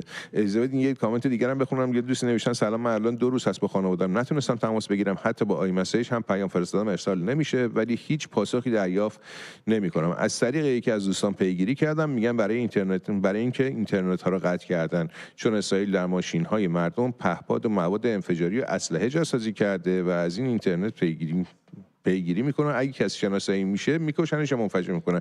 حالا این ادعاهایی است که جمهوری اسلامی داره انجام میده و ایشون نوشتن یعنی رژیم جمهوری اسلامی داره اینجوری خودش رو توجیه میکنه که من برای مثلا به خاطر این دلایل اینترنت رو قطع کردم. من نمیدونم اگر که اون گزارشگر یه گزارش هم تازه برای ما رسیده، اجازه بدین که اون گزارش رو هم با هم ببینیم. ترافیک سنگین آزادگان غرب هست ساعت 3 بعد از ظهر و گفتن که مردم تهران در حال ترک شهر هستن، اما احتمال دادن که این ترافیک به خاطر ایست بازرسی به وجود اومده باشه. می‌دونیم که حکومت در روزهای اخیر تا تونسته ایست بازرسی گذاشته. اون موقعی که باید حواسشون می بود که داخل کشور قطعات پهپاد وارد نشه، حواسشون نبود. الان به همه آدمای عبوری در داخل شهرها دارن گیر میدن، ایست بازرسی گذاشتن و خیلی از آدم‌ها رو دارن بازجویی میکنن، بازرسی میکنن. یک فضای امنیتی شدیدی درست کردن تا مثلا مقابله کنن با نیروهای به زعم خودشون ایرانی یا نیروهای اسرائیلی که در ایران دارن فعالیت میکنن. ما برمیگردیم باز در بخش بعدی با خبرهای بروزتر. امیدوارم که تا اون موقع هم گزارش‌های شما به دست ما رسیده باشه. در ادامه با امید و تینای عزیز همراه میشیم. رسانه واقعی شما هستید و گزارشگر اولین و تنها پلتفرم مردمی برای انتشار ویدیوهای شما. برای ارسال ویدیو به واتساپ یا تلگرام گزارشگر همین حالا این QR کد رو اسکن کنید.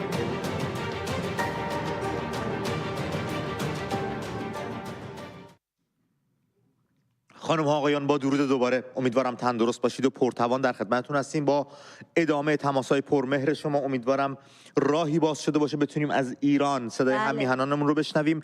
در این فاصله تماس‌های تلفنی وصل میشه. من خدمتتون عرض بکنم شماره تماس ما که زیرنویس میشه مدام در حال دگرگونی است. یک چشم به زیرنویس‌های ما داشته باشید تا شماره بروز شده و نو رو بتونید شماره گیری کنید، روی خط برنامه بیاید و نظرتون رو به گوش ما و دیگر هم میهنان برسونین. شماره گزارشگر ما هم هست 2044 759 089 9999 که میتونید پیام‌های نوشتاری، گفتاری و دیداری خودتون رو از راه این شماره روی پلتفرم‌های واتساپ و تلگرام به دست ما برسونید که ما بتونیم پژواکش باشیم و برای دیگر هم میهنان بیان بکنیم. در این فاصله تا تماس‌های تلفنی وصل میشه دوست دارم به یک بیانیه اشاره بکنم که شورای نگهبان داده بیرون. بیانیه‌شون با واژه با ادبیات اونجور که نوشتن میخونم تا شما خودتون در جریان باشید که اینها در کجای جهان دارن سیر میکنن. شورای نگهبان نوشته آمریکا حسرت تسلیم شدن ایران را به گور میبرد. منظور از ایران همون جمهوری اسلامیشون، اما اینجور موقع‌ها نام ایران رو خرج میکنن. بیانیه شورای نگهبان از این قرار: دولت جنایتکار آمریکا و رئیس جمهور احمق آن باید به طور قطع و یقین بدانند که اگر خطایی مرتکب شوند و اقدامی علیه ایران اسلامی انجام دهند با پاسخی سخت از سوی جمهوری اسلامی ایران مواجه خواهند شد. الان شد جمهوری اسلامی. حسرت تسلیم شدن ملت ایران را هم باید همچون اسلاف پلیدش به گور ببرد. رئیس جمهور گستاخ و یاوه‌گوی آمریکا باید بداند که رهبر معظم انقلاب یک رهبر سیاسی و دینی برای جمعیت عظیمی از مسلمانان و آزادیخواهان جهان است که در صورت فکر کوچکترین تعرضی طوفانی به راه خواهد افتاد که تومار عاملان و حامیان آن جنایت را در هم دوباره دارن از نیابتی‌ها ما میذارن، دوباره دارن تهدید میکنن که ما جهان رو به هم میریزیم و ما علم میکنیم و بل میکنیم اما همچنان تو سوراخ موش. آقا فرمانده هوافضا رو تو زیر زمین زدن، هیچی نگید شما از طوفان به پا کردن، اونو ولش کن. تاریخ ملت بزرگ ایران و مرجعیت شیعی سراسر مقاومت، شجاعت، ایستادگی و صلابت بوده است. تا آخرین نفس و تا آخرین نفر ایستادند اما به دشمنان شکست‌های تلخ و دردناکی چشاندند. من فکر می‌کنم تلفن‌ها به تمام ساعت گفتم اینو بخونم بچه در جریان باشن، خودشون هم دارن میبینن چه اتفاقی داره میفته دیگه. هوا رو از دست دادن، زمین رو از دست دادن. خانم ونوس از تهران بهمون زنگ زدن. ونوس درود بر تو، رو خط برنامه هستی. درود بر شما. به روی ماهت. ونوس هستم از تهران تماس میگیرم خدمتتون. امیدوارم حالتون خوب باشه. من میخواستم اگر که به من برچسب ارزشی بودن و اینکه حالا طرفدار نظامم نمیچسته یه چند کلمه صحبت کنم راجع به اینکه خب همه میدونن که جمهوری اسلامی چقدر کثیفه، چقدر آدم کشه، چقدر جنایتکار، جوونا رو از بین میبره و داره کل ایران رو نابود میکنه. اینو هیچ کس منکرش نیست، ولی اینکه خب یه بیگانه، یه اجنبی بخواد بیاد ما رو نجات بده به واسطه اونم بدترین شکل که حالا جنگ هستش داره زیر ساخت‌ها و به هر حال ثروت این مملکت رو از بین میبره، میخواستم بگم این برای تاریخ ما ایرانی ها خیلی زشته. یعنی اینکه حالا 100 سال دیگه 200 سال دیگه بنویسن بیگانه و اجنبی اومد و ملت ایران رو از میشه تا همینجای صحبتاتون رو با هم مرور کنیم به بقیهش ادامه بدیم؟ اول این دولت اسرائیل برای نجات ما کاری انجام نداده. دولت اسرائیل برای نجات خودش از هستی خودش و نجات خودش دست به سری اقدامات زده. شما میفرمایید خیلی زشت. شما فرمودین که خیلی زشته یک نیروی بیگانه و اجنبی بخواد بیاد این صحبت‌ها. مگه جمهوری اسلامی نیروی بیگانه و اجنبی نیست که نزدیک به نیم قرن بر همه چیز ما تسلط پیدا کرده؟ بله 100% من اینو قبول دارم، ولی اینکه باز بخواد یه نیروی بیگانه و اجنبی دیگه بیاد مردم ایران رو بخواد نجات بده، اصلا نمیخوان این کارو بکنن. بله متوجهم که اسرائیل داره در برابر خودش این جنگ رو، این حملات رو انجام میده، ولی اینی که این بخواد منجر بشه به این که جمهوری اسلامی از ایران بره و مردم ایران از زیر یوغ این جمهوری اسلامی نجات پیدا کنن، این برای تاریخ مملکت ما واقعا ننگ بزرگیه. چرا فکر میکنید ننگ خانم؟ وقتی یک حکومت آدمخوار، آدمکش و تا دندان مسلح مردم بیگناه و سلاخی میکنه تو خیابونای شهر، یک دست قدرتمندتری باید بیاد بزنه پس کلش دیگه، نه؟ خود مردم ایران باید این کار رو انجام بدن آقای امید. من دوست دارم که اگر قراره که جمهوری اسلامی از ایران برچیده بشه، خود مردم ایران من هم با شما موافقم. بله. من هم خیلی قشنگ‌تره، خیلی شیک‌تره. تماس من هم به خاطر اینه که نه از جمهوری اسلامی بخوام دفاع کنم. به هر حال همه میدونن که اسرائیل هم یک حکومت جنایتکاره و اینکه مردم ایران خودشون باید به خیابون‌ها بیان و خودشون رو نجات بدن. نباید اجازه بدیم که یک کشور دیگه، یه نیروی دیگه باعث بشه و مسبب بشه که جمهوری اسلامی از ایران بره. خانم ونوس، ببینید من فکر کنم جمهوری اسلامی هم امروز ممکنه با شما توافق داشته باشه که جنایتکاره، اشغالگره، اما همیشه اون ولیها خیلی مهمه. اون ولیهایی که ما میتونیم بگیم این جنایتکاره ولی با ولیمون چی میخوایم بگیم خیلی مهمه. بارها اینجا تکرار کردیم سرنوشت ایران نباید در دست اسرائیل باشه، نه در دست جمهوری اسلامی.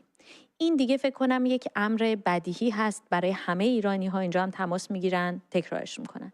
اما اگر این که شما به لحاظ اخلاقی با کنار گذاشتن و گذاشتن نام جنایتکار برای یک کشوری که 4 دهه جمهوری اسلامی اومده دور تا دورش با پول شما و مردم ایران نیروهای نیابتی براش گذاشته، 4 دهه مبنای سیاست خارجی و نظامیش رو بر تهدید و محو کردن یک کشور دیگر گذاشته، امروز شما نمیتونید اون لقبی که جمهوری اسلامیه پای در کنار اون کشور به لحاظ اخلاقی بذارید. اینا هم خیلی مهمه، چون من دیدم خیلی از این حامیان جمهوری اسلامی هم هستن میگن اون جنایتکاره، اینم جنایتکاره. چطور میتوانید این دو رو همپایه؟ این به لحاظ اخلاقی مشکل داره. برای من اصلا مهم نیست. اون چیزی که برای من مهمه امروز ایرانه. فکر نکنید اینجا من میخوام طرفداری کنم از یک کشور دیگه، ولی اینو پای اینجوری کنار هم به لحاظ اخلاقی اتفاقا به نظر من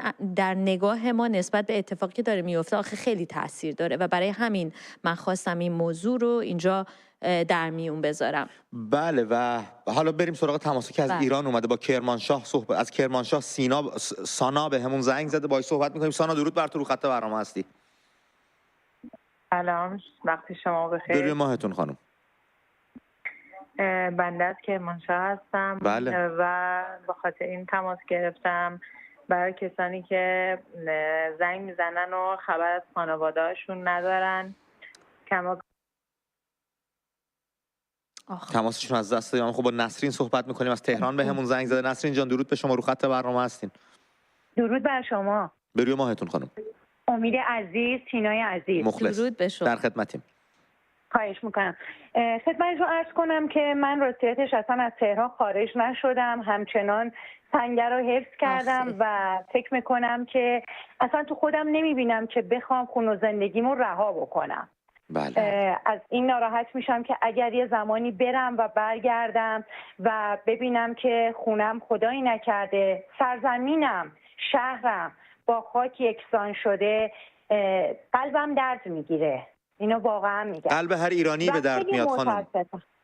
و خیلی از این بابت متاسف هستم که مردم من بلند شدن رفتن. کاشکی می بودن. ببینین این جنگ ترس داره، اصلا یه واقعیتیه که اصلا نمیتونیم منکر این قضیه بشیم، ولی کاشکی می بودن.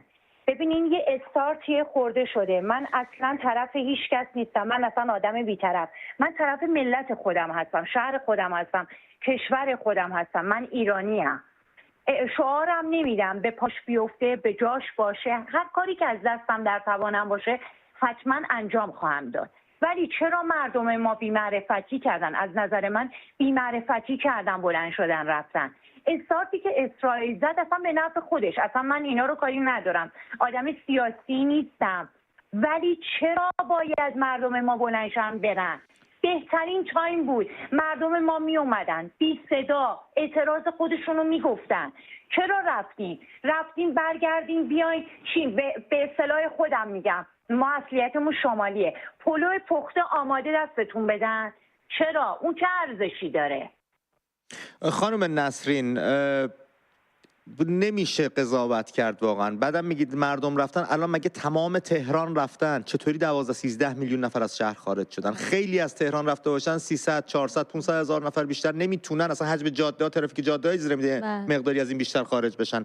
اینه که یه مقدار دیگه دوستان هستن. بعد شهرهای دیگر رو ما داریم، ما مشهد رو داریم، اصفهان رو داریم، شیراز رو داریم، تبریز رو داریم، قم رو داریم، شهرهای بزرگی که همیشه توی درگیری‌ها و خیزش‌ها تاثیرگذار بودن. و الان اگه بچه‌ها رفتن شمال، اتفاقا به نظر من نکته خوبیه، تهرانی‌ها و شمالی‌ها الان شمارشون بیشتر شد، از همونجا میتونن آغاز بکنن برگردن به سمت تهران، اعتراضاتشون رو، تجمعات ضد جنگشون رو، اعتراضاتشون به جمهوری اسلامی برای اینکه کشور رو به اینجا کشونده. خیلی کارها میشه کرد، خیلی راهها باز هستش، هیچ چیزی تموم نشده. فراموش نکنید ماجرای ایرانیان با این داستان تازه آغاز شده. نه من نمیگم تموم شده. ببینید داخل شهر که هستیم متاسفانه میایم میبینیم که مامورا با لباسهای حالا همین نظامیاشون اینقدر همینجوری مردم ما خودشون استرس دارن، نگران هستن. بعد فکر کنید با این وضعیت، با این شکل و شمایل میان جلوی مردم رو میگیرن، اصلا بیشتر آدم خوف برش اینا می‌داره. دشمن اصلیشون مردم رو میدونن. دقیقا همینطوره، موافقم باهاتون. ولی ببینید مردم ما میدونین دستشون خالیه، هیچ پشت و پناهی ندارن. حداقل ببینید توی این شرایط یه لیدری هم نیست. ببینید الان کشورهای اروپایی میگن فلانجا اعلام میکنن، میگن فلانجا فلان ساعت بیایید، ولی اینجا من در حال حاضر چیزی نشنیدم.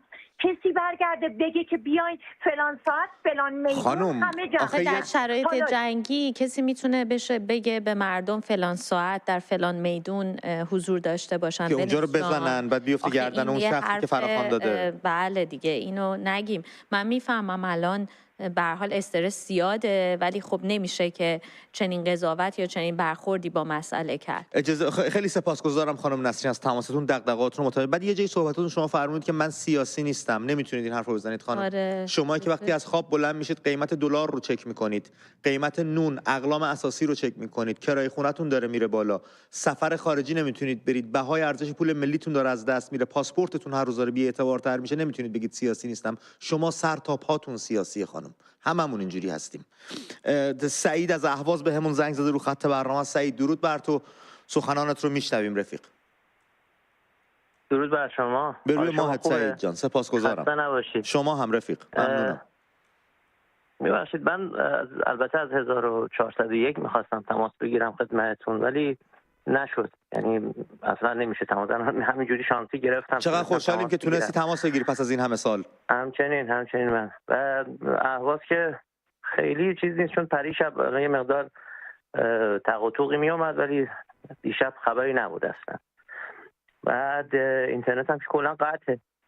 تماس‌های تلفنی چطوره؟ تلفن ثابت و تلفن‌های همراه؟ اون داخلی میتونیم بگیریم، مشکلی نداره. تو اهواز من ندیدم مشکلی داشته باشه. همراه هم همینطور؟ همراه هم همینطور. سعید جانم، بچه‌های اهواز که بالاخره با جنگ آشنان، اصلا یه بخشی از بچه‌ها به ویژه دهه 60 لای توپ ترقه بزرگ شدن، نظرشون راجع به داعش هستم. تمام یه دوره میایم رفیق. بچهای اهواز نظرشون راجع به این رویداد چیه؟ راجع به جنگ چی فکر میکنن؟ مقصر کیو میدونن و فکر میکنن چه باید کرد؟ اینا که من باشون در ارتباط هستم و حالا دوستای رفیقای خودم هستن، خب نظرشون نسبت به جنگ منفی هست، ولی خوشحالم هستن از اون سمت که خیلی از این آقایون کشته شدن. بله هممون که یه حس مشترک رو داریم تجربه میکنیم. هم به شدت ناراحت هستیم از اینکه کشورمون درگیر جنگه و از طرفی شاد هستیم که داریم میبینیم خفت و خواری جمهوری اسلامی رو. دقیقاً. فقط یه چیزی من ببین یه مشکلی هست. سال 401 من میرفتم توی خیابون با بچه‌هایی که چیز میکنن. یه مشکلی که خودم داشتم دیگه، خودم اینجا حضور داشتم، این بود که نمیدونستم کجاست و شانسکی برخورد میکردم با این تجمعات و این چیزا. یعنی میدونی میرفتم یه جایی کاری داشتم و میرفتم اینجا میرفتم توشون، ولی یه چیز دیگه که میدیدم داخلش این بود که خیلی همه سن پایین بودن. این چی میگم؟ بله یعنی من توشون بزرگی بودم شاید. آره. بعد این چیز توش احساس میشد که احتیاج هست یه چیزی اینا رو هماهنگ کنه، چون خیلی هاشون بی محابا بودن، خیلی کارا میکردن و باید یه راهنما، میدونی چی میگم، یه چیز میدانی میداشتن که کور برخورد نشه. و کور هم که شد خب دیدید نتیجهش به اون سرکوب شد. سعید الان پیشنهادت چیه با توجه تجربیاتی که داری توی خیزش‌ها حضور داشتی، با بچه‌ها صحبت کردی، جو شهر رو میدونی؟ متاسفانه این اپوزیسیون ما یا کسایی که بیرون بودن میتونستن خیلی کار انجام بدن و ندادن. بله.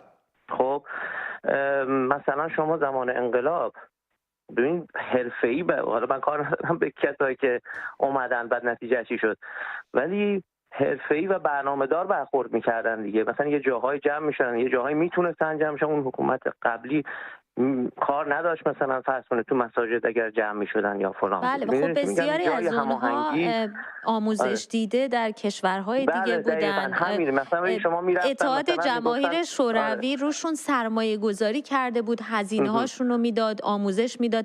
بعضیاشون تو فلسطین و لیبی آموزش دیده بودن، گروه های چریکی. خیلی مسئله فرق میکرد، شرایط خیلی فرق و یه اتفاقی هم واسه اون موقع تمام جهان دست به دست هم داده بودن که دولت پادشاهی نباشه، چون ایران خیلی قدرتمند بود. الان همه دست به دست هم دادن جمهوری اسلامی بمونه، چون جمهوری اسلامی به دردشون داره میخوره. ایران ضعیف رو بیشتر ترجیح میدن. هموطنان خارج از کشوری که خیلی متمول هستن یا خیلی پولدار هستن شاید میتونستن یه همچین کارایی مثل این انجام بدن. ببین من چی میگم، اونو با شما موافق هستم، برخورد میکنه با شما. خب شما باید حرفه‌ای باش بجنگید، حرفه‌ای باش برخورد بکنید. نمیتونید همینجوری بگیم. میگم من خودم تو جامعه هم دیگه دارم میبینم، نمیتونی یه دفعه بریزی تو خیابون 5 نفر میشی 10 نفر میشی میان شما رو میگیرن تمام میشه. چی میگم؟ یعنی هیچ چیزی کمه این وسط. حالا نمیدونم شاید کسایی بتونن بیان بهتر راهنمایی کنن. امیدوارم بزرگان در این باره بیان آگاهی رسانی کنن، در این باره صحبت بکنن و ما رو در جریان بذارن که واقعا چه باید کرد. دوستانی مثل تو از سردرگمی در بیان. سپاسگزارم ازت. به اپوزیسیون خارج از کشور اشاره کرد سعید تو صحبتاش. یه مطلبی که همین الان علی لاریجانی گفته رو خدمتتون عرض بکنم. میگه فکر میکردن با به هم ریختن داخل ایران و فشار خارجی باعث تسلیم ایران میشوند، اما نتیجه برعکس شد. همه جریان‌های سیاسی، حتی برخی اپوزیسیون خارج از کشور پشت نیروهای مسلح ایستادند، چرا که مسئله دفاع از کشور مطرح بوده. این برخی اپوزیسیون خارج از کشور که پشت نیروهای مسلح ایستادند دقیقاً کیان؟ آیا همون کسایی نیستن که تمام اتحادها رو می‌خواستن به هم بزنن، چوب لای چرخ روند انقلاب ملی کردن، شاهزاده رو سعی کردن خراب بکنن، همین امروز هم دارن لجن پراکنی میکنن؟ این گروه‌های برخی گروه‌های اپوزیسیون خارج از کشور کیان که پشت نیروهای مسلحی که دستشون تا آرنج به خون جوانان ایران خانم، ایران زمین آغشته است ایستادند؟ این برخی اپوزیسیون خارج از کشور کیان که الان در این بزنگاه که بوی خطر سقوط جمهوری اسلامی رو احساس کردن اومدن پشت نیروهای مسلح که چشم در آوردن از ما، که سینه شکافتند، که بچه دنیا نیومده رو در شکم مادر کشتند ایستادند؟ کیان اینا؟ تمام این حرفایی که دارن میزنن باعث نقاب از چهره افتادن میشه، باعث میشه ما یک چیزی تو ذهنمون روشن بشه، با دقت بیشتری به اپوزیسیون خارج از کشور و حرفایی که میزنن گوش بدیم. کشورهایی که شبکه‌های فارسی زبان با بودجه‌های سرسام‌آور راه انداختن شاید یک بخشی از این اپوزیسیون رو دارن تشکیل میدن که پشت نیروهای مسلح جمهوری اسلامی امروز ایستادن. باید کمی فکر بکنیم بچه‌ها، خیلی باید مواظب باشیم، خیلی. از گلپایگان پدرام بهمون زنگ زده. پدرام درود بر تو، صحبتات رو میشنویم. پدرام جانم از گلپایگان روی خط هستی.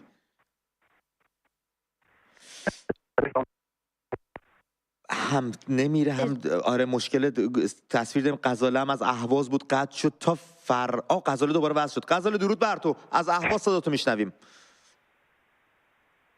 غزاله جان درود به تو خانم، سپاسگزارم ازت. درود به شما غزاله جان. خانم من از اهواز تماس میگیرم و خیلی سعی کردیم این 2 روز کلا تماس بگیریم ولی خب خطا مشکل داشتن برقرار نمیشدن. یه چند تا مسئله هست که میخواستم در موردش صحبت بکنم. یکی مسئله اینترنته که از دیروز در واقع قطع شده اینترنت و از دیروز ساعت 4 اینجا قطع شده. اما خب یه چند روزی هست که وی پی ان ها کلا جواب نمیدن، قطعا. ما با کانفیگ وصل میشدیم، کانفیگ هایی که خود هموطنامون بهمون میدادن. بله. غزاله جان این کانفیگ که میگن چی هست میبخشید؟ چون یه سری گزارش هم ما دریافت کردیم از ایران بر این مبنا، یه توضیح میشه بدین برای خود من؟ بله ببینید من خودم میگم رشتم آیتی نبوده و اطلاع دقیق ندارم، اما چیزی که دستگیرم شده در واقع این هستش که حالا این کانفیگا از طریق برنامه ویتوری مورد استفاده قرار میگیرن، از طریق ویتوری وصل میشن و حالا استفاده میکنن مردم. یه سری از هموطنامون این کانفیگا رو درست میکنن از طریق سایت ها، از طریق حالا اون برنامه‌ای که دارن با آی پی کشور مختلف. یعنی مثل وی پی ان عمل میکنن؟ دقیقاً مثل وی پی ان عمل میکنه، اما خب خیلی حجم محدود، تایم محدود برای اتصال داره. بله بله. و خب قطع میشن، ما هی وصل میشیم، قطع میشن، وصل میشیم و هی اینا باطل میشه. اما خب در حال حاضر اونها هم قطع شدن، یعنی اونها هم غیر قابل استفاده متاسفانه. و این وضعیت اینترنت ماست که کلا اتصال نداریم در حال حاضر. اما از وضعیت شهر بخوام بگم، این 2-3 روز 3 شب 4 شب پدافندار حالا عمل میکردن و خب تا الان حادثه ای نبوده اینجا که بخوام، یعنی من اطلاعی ندارم اگه حادثه ای هم بوده. بله. اما بجز اون دیشب هیچ خبری نبود، یعنی خیلی عجیب بود برای من حقیقتا. دیشب هیچ خبری نبود از بعد از اینکه اینترنت ها قطع شد، هیچ حادثه ای رخ نداده. این واقعا عجیب بودش که پدافندی، من صدای پدافند نشنیدم توی اهواز و خب این یکم جای تعجب داره. و بجز اون حالا این وضعیت کلی بوده. اما حرفی که دارم با بعضی از دوستان در واقع میان تماس میگیرن، یه مقدار حرفایی میزنن که موجب این عدم اتحاد بین مردم میشه. بله. دوستان ما چه بخوایم چه نخوایم دیگه آخرشه، دیگه آخرای این رژیمه. برای همین بهتره توی این شرایط هر اعتقادی که داریم، هر عقیده‌ای که داریم دست به دست همدیگه بدیم تا از این شرایط هم گذر کنیم. ما این جنگ رو نخواستیم. بله. ما نخواستیم که به این نقطه برسیم. اینو جمهوری اسلامی خواسته، ما نخواستیم. ما مردم ایران آدمایی نیستیم که خواستار جنگ باشیم، خواستار ریختن خون هموطنامون باشیم. ما اینو نخواستیم. اما الان وقتشه که حداقل وقتی توی این شرایط قرار گرفتیم دست به دست همدیگه بدیم و از این شرایط هم عبور کنیم و امیدوارم که روزای خوبم به هممون برگرده. امیدواریم خانم. سپاسگزارم از تماست و صدات رو از اهواز شنیدیم. از بیستون فرهاد بهمون زنگ زد. فرهاد درود بر تو، رو خط برنامه هستی. بچه اگه بتونیم صحبت‌ها رو کوتاه‌تر نگه داریم من بچه بیشتری رو میتونم روی خط بیارم. چشم، منم همین الان دیگه دورت بگردم فرهاد جان. از شما کوتاه میکنم. امید جان سلام میدم خدمت شما و همکار محترمتان. من از بیستون زنگ میزنم. چه جایی؟ هواپیمای عراقی شهرستان میشه گفت در حقیقت، ولی یک شهر کوچیکیه به نام دینور امروز دست ساعت 11 بمباران شده. بعد خدمتتون عرض بکنم فرمودید هواپیمای عراقی بمباران کردن؟ آره. تو مرز ایران رو؟ نه، دینور یک روستای در حدود 50 کیلومتری کرمانشاه است، بین سنقر و کلیایی و بیستون میشه. بله. چنین خبری دریافت نکردیم. الان هواپیمای عراقی در آسمان ایران چیکار میکنه؟ ببین تینا خانم، تمام اینترنت ها همش قطعه. بله میدونیم. اصلا ما هیچ ارتباطی نداریم. بله. بارها خواستم با شما تماس بگیرم ولی متاسفانه نشده. بله. این اول بارم هست که شما از کجا متوجه شدین که هواپیما عراقی بودن؟ ببین خانواده‌ام بهم اطلاع دادن. خب از کجا متوجه شده بودن هواپیما عراقیه؟ ببین حالا یا هواپیما بوده یا ما که نمیبینیم، اصلا میگن مثلا فلان جا بمباران شد. نه آخه خیلی مشخص گفتین هواپیمای عراقی بوده. میگم که چی دیدن؟ نه عذرخواهی میکنم، عراقی اسرائیلی. آها بله همون من تعجب کردم. ما که با عراق الان دیگه مشکلی نداریم. بله البته مشکلاتمون سر جاش صحبت میکنیم. بعدش ما حالا تا حالا هیچ هواپیمایی ندیدیم، صداشو شنیدیم ولی اینقدر اوج داره که هیچ چیزی نمیبینیم. بله. بعد خدمت شما میخوام وقتتون رو نگیرم، وقت بقیه بچه‌ها رو نگیرم، ایرانی هموطنم که میخوام با شما تماس بگیرن. شما از این حالا هوا در بیارم امید جان. میگن بیستون را عشق کند و شهرتش فرهاد برد، رنج گل بلبل کشید و برگ گل باد برد. جاوید شاه. سپاسگزارم ازتون برای این شعری هم که خوبی. من مادر کیان پیرفلک رو بگیرم، از تهران بهمون زنگ زدن. خانم پیرفلک درود بر شما، رو خط برنامه هستین. خانم پیرفلک به روی ماهتون خانم، درود به شما. سلام آقا امید. سلام تینای عزیزم. درود به شما. قربونتون برم الهی. ما باید قربون شما بریم. عزیزم سلام به سالومه عزیزم، سلام آقای همدانی عزیز، همتون خسته نباشید. سپاس از این مهر سرشار و انرژی شما در این خانم. شرایط دیگه مگه خستگی میمونه با این چی میگن احوال پرسی که شما کردی؟ عزیزم من اول خدمتتون عرض کنم چرا من اسم مادر کیان رو برای خودم انتخاب کردم. چون من دقیقاً یک پسر دارم که همسن کیان هستش، یعنی اگه الان کیان زنده بود همسن پسر من بودش. من یک دختر 80 دارم. ما خانواده‌ای هستیم که در دوران مهسا هم خیلی فعالیت داشتیم، خیلی بودیم، همراهی می‌کردیم تو اون دوره و الان هم از تهران تکون نخوردیم، توی تهران موندیم. همسرم با اینکه یک شغل آزاد بازاری داره، ما چند روز نذاشتیم بره سر کار، البته خودش هم همراهی میکنه برای اینکه می‌خواستیم تو اعتصابات باشیم و خانم پیرفلک ببندینش تو خونه. عزیزم نه خودش همراهه، خودش خیالتون راحت، خودش همراهه ما هستش.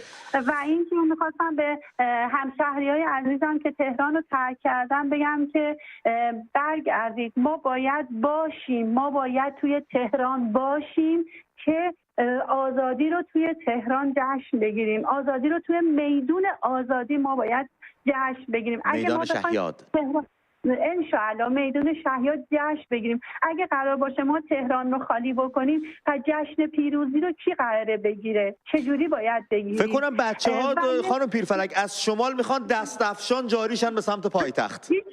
انشاءالله. من یک خواهش دیگه ای که از شما دارم این که ماها رو یه طوری به هم لینک کنید، این که ما هر کدوم تو خونمون بشینیم بگیم ما آماده ایم برای نبرد، ما این فایده نداره. یکی باید ما رو به هم برسونه، ما رو به هم لینک کنه. من هیچ راهی ندارم برای ارتباط با عزیزی که اونم توی خط و مشت من داره میره، ما با هم تو یک خط هستیم. خب من توی خونم تو شرق تهران، اون تو غرب تهران و بدون هیچ اینترنت، بدون هیچ راه ارتباطی، خب هممون تو خونمون داریم حرف میزنیم که فایده نداره و باید شروع کنیم، باید بلند شیم، باید همه با هم یک جا قرار بذاریم اون موقع یک دست و یک صدا به طرف اینا بریم. این که تو خونه هامون نشستیم هی میگیم پاشیم ولی هیچ راه ارتباطی بین ما وجود نداره، خب چیکار میتونیم بکنیم؟ دست ما کوتاهه. تو رو خدا خواهشی که از شما دارم یه طوری ما به هم وصل بشیم. من نمیدونم چجوری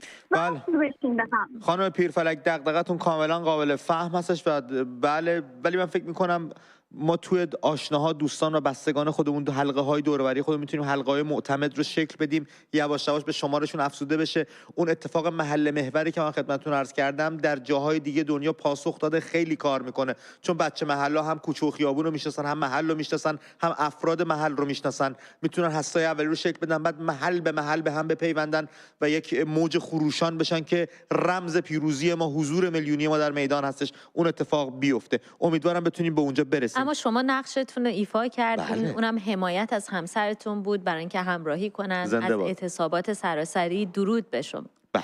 خانم روژین به همون زنگ زدن از تهران. خانم روژین درود به شما، رو خط هستین. سلام، خسته نباشید. من یه درود میگم به شبکه من و تو که انقدر خوب غیرتش و شرفش و هویت و ملتش رو فروختش. بعد به کی فروختیم؟ عالی. به کی فروختیم؟ به کی فروختیم؟ آره به چی فروختی؟ خب بگو، شما بگو. بچه کوچیکی اینجا داخل خونه وقتی که خوابه بمب میزنن میمیره و شما نشستید اونجا هلهله میکنید. ننگ بر شما. عالی گفتی. زیر ساختای این مملکت داره خراب میشه. زیر ساختای مملکت برای کی داره کار میکنه خانم؟ برای ملت ایران یا برای جمهوری اسلامی؟ برای ملت ایران داره کار میکنه. پس چرا روز به روز فقیرتر شدیم خانم؟ آقای محترم که رفتی اونجا شدی نوکر انگلیس. خب ما داخل این مملکت درس خوندیم به حرمت نونی که داخل این مملکت خوردیم. مگه نون شما رو خوردم خانم؟ نون مملکت هم بوده، به شما چه ربطی داره؟ اتفاقا ما هم دلمون میخواد که درستش کنیم دیگه. خانم روژین شما آره وایسانیم درستش میکنیم.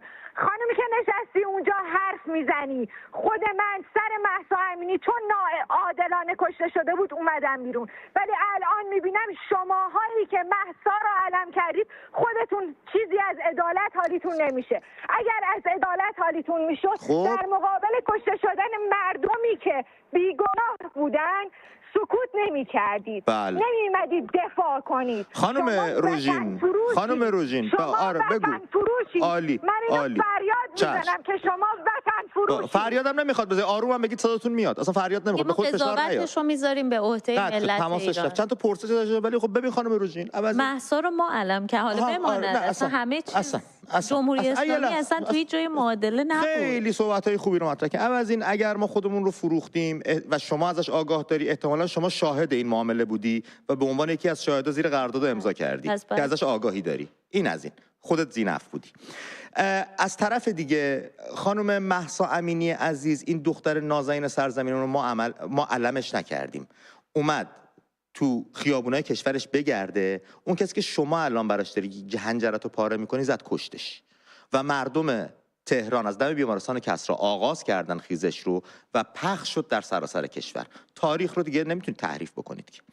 از طرف دیگه میگید ما اینجا خوشحالیم داریم هلهله میکنیم. نه خیر خانم، ما اینجا نشستیم داریم آگاهی رسانی میکنیم، خطارم باز گذاشتیم برای همه، از جمله افرادی مثل شما که بیان اینجا حرف بزنن و آگاهی رسانی کنن و ببینیم قضیه از چه خبر. ما از روز نخست گفتیم جنگ محکومه.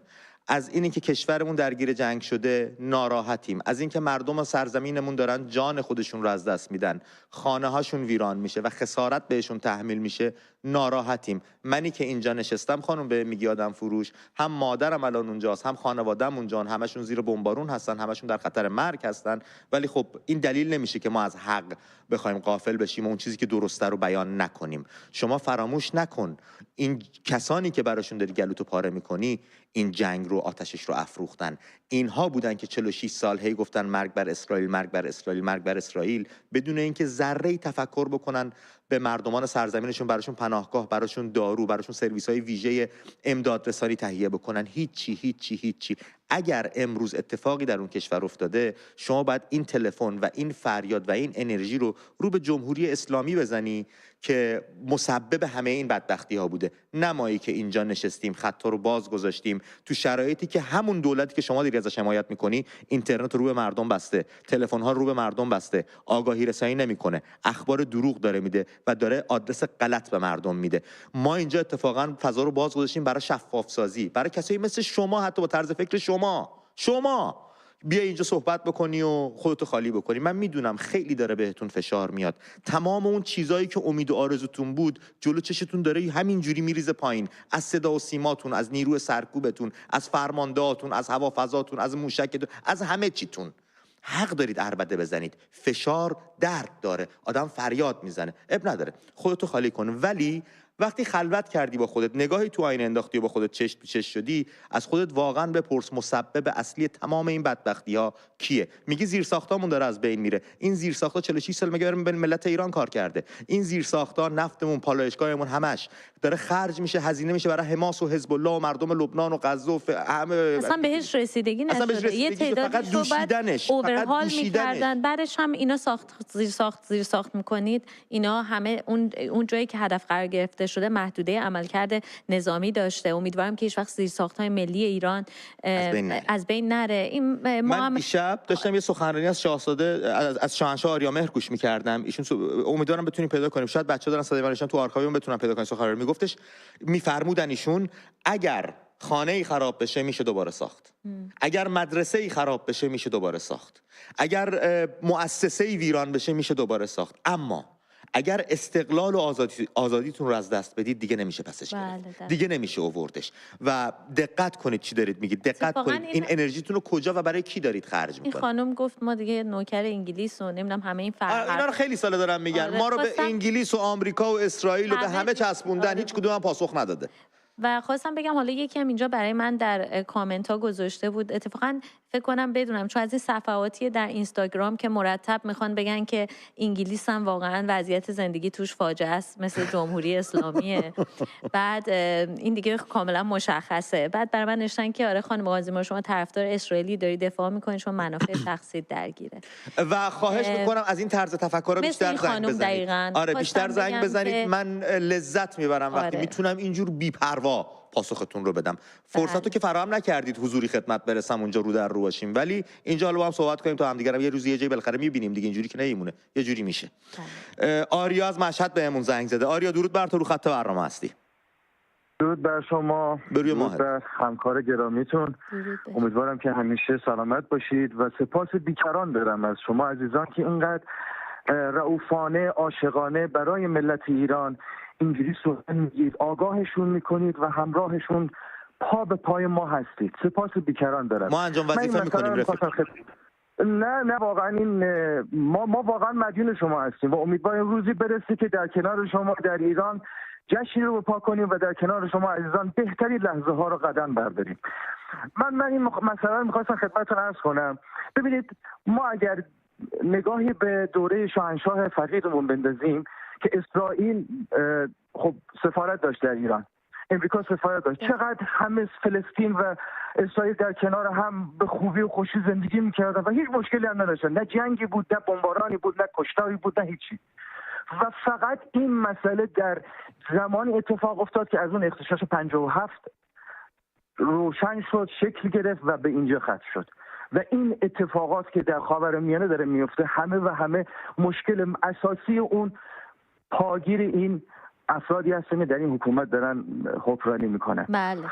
شما ببینید داعش، انواع اقسام، طالبان، همه این مسائل از زمانی شکل گرفتن که حکومت رو اومد. بله. این حکومتی رو اومد که ما هممون میدونیم که دستش به خون خیلی آلوده است و میدونیم که چقدر مقصر در نسل‌کشی. واقعا ما باید بگیم نسل‌کشی. ما در 60 واقعا ما باید بگیم چقدر مشکلات داریم که درک کردیم و حس کردیم این مسائل رو در دوران جنگی که بوده و الان که در کنار هم قرار داریم و واقعا هم موندی چی کار باید بکنیم. ببینید، ما فقط فردی رو داریم الان به نام شاهزاده رضا پهلوی ایشون با تمام خلوص نیت، با تمام آنچه که رؤوفیتی که همچون پدرش، همچون پدر بزرگش در وجود خودش داشته، داره الان بیان میکنه. چرا این مردم ما نمیفهمن؟ چرا اینا رو متوجه نیستن؟ میفهمن، متوجهن آریا، متوجهن، میفهمن اندک اندک.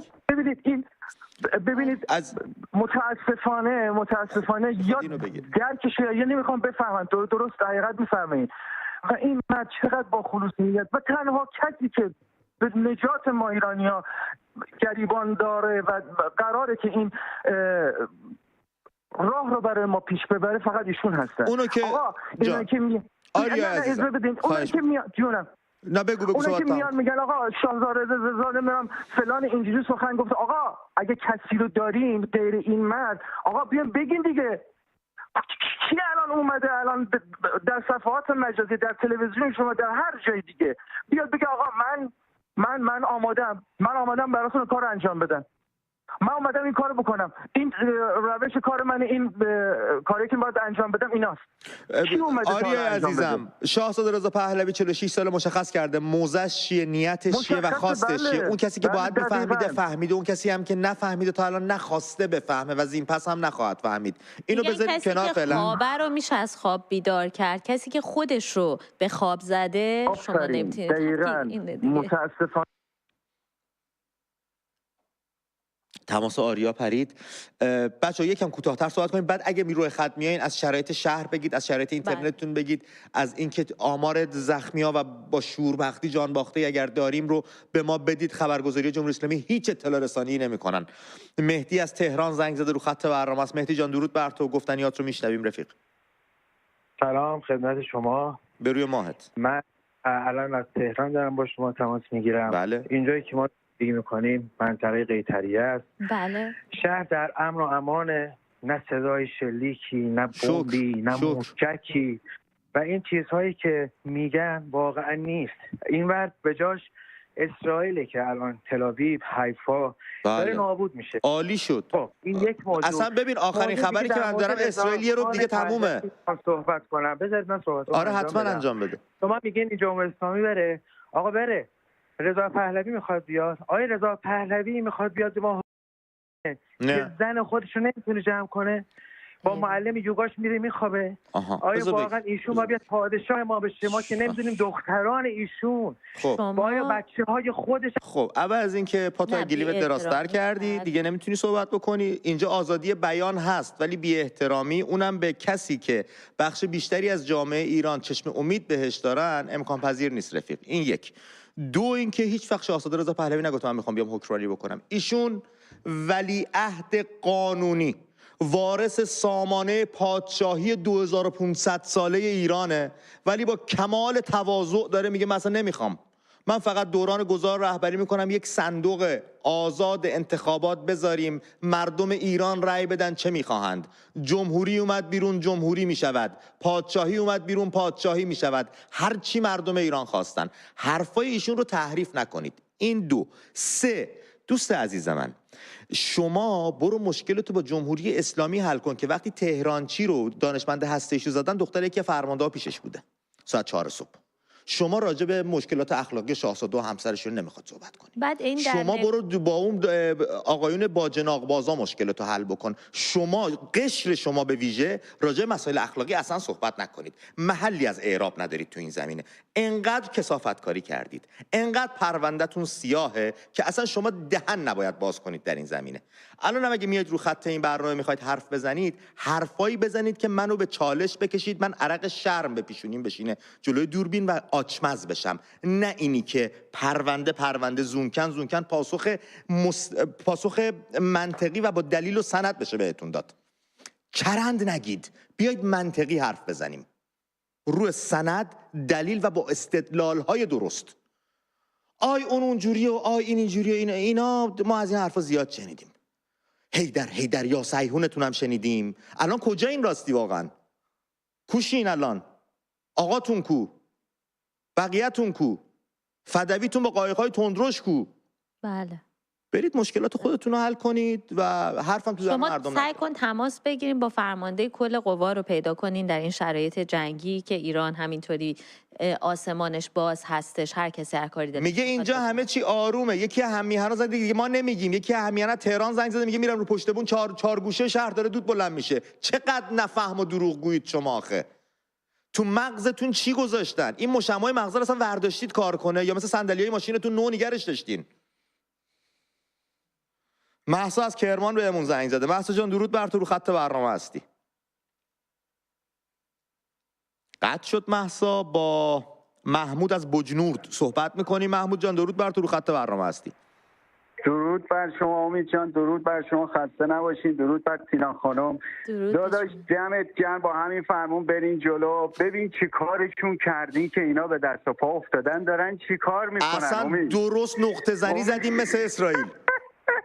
دمت گرم امید جان، قربون تو برم. من همونی هم که بهت گفتم خوشگل جیگر طلا باید بیای بجنورد، باید بیای با هم بشینیم دو گرفتم چی شد. آره باشه. دمت گرم. به هر حال ببین عزیزم، ببین قربون تو برم، ببین اینا میدونن دردشون از کجاست، خودشون هم میدونن. همین خانومی که گفتش که من از 401 با مهسا فلان اینا بودم، دروغ میگن. اینا دور از جون مثل سگ دروغ میگن. اینا الان به دست پا افتادن. با قول شما کو آقاشون رفته سوراخ موش، معلوم نیست اصلا کجا هست. آخه خانم زنگ زده میگه من برای خیزش مهسا اومدم بیرون، بعد در ادامه گفتهاش میگه مهسا رو شما علم کردید. معلوم نیست با خودش چنده. دروغ میگه مثل سگ دروغ میگن اینا. کسی که تو اون جنبش اگر بود امکان نداره که الان بخواد به اصطلاح ایرادی بگیره بر حمله اسرائیل، چون اسرائیل هر چقدر بزنه، ببینید با قول شما ما هیچ کدوم با جنگ موافق نیستیم، ولی اینا 40 ساله دارن میگن بر اسرائیل هم داره کار خودشو میکنه. اسرائیل که داره میزنه عزیز من، واسه من به اصطلاح نه اینکه چجوری بگم، من نظر وطن پرستی آدم نمیخواد بگه که آره خوب کاری میکنه، ولی منشأش مبدأش تمام این مقصرات جمهوری اسلامیه و الان هم داره میزنه، خوب جایی میزنه، کاری هم به مردم نداره. اینا اگه میتونن برن جلوی همون سردار سپاه بگیرن. تماسشون رو از دست دادیم با شوربختی. ما در این بخش بچه‌ها از شما جدا میشیم، با تماس‌های پرمهرتون میریم بخش داده ها رو و آپدیت ها رو الان نداریم. بله الان میریم یک مستند آخرین پرواز رو البته یه چیز بگم که حالا اگر همکارانم تماس‌های بیشتری دریافت بکنن میخواستن این قسمت رو کمی طولانی تر باشه. بله. حالا البته الان دیدم که تماس رو از دست دادیم، بنابراین میریم مستند آخرین پرواز رو میبینیم تا با بخش بعدی آخرین خبرها و تماس‌ها با شما همراه باشیم. اون چه که در ایران میگذره رو ما از طریق شما دنبال میکنیم. حتی ایرانیان خارج از کشورم از تماس‌های شما میتونن مطلع بشن، از خانوادهشون، اون چیزی که میگذره. پس خواهش میکنم با ما در ارتباط بمونید از هر راهی که براتون امکان پذیره. بله در خدمتتون هستیم. تا بعد.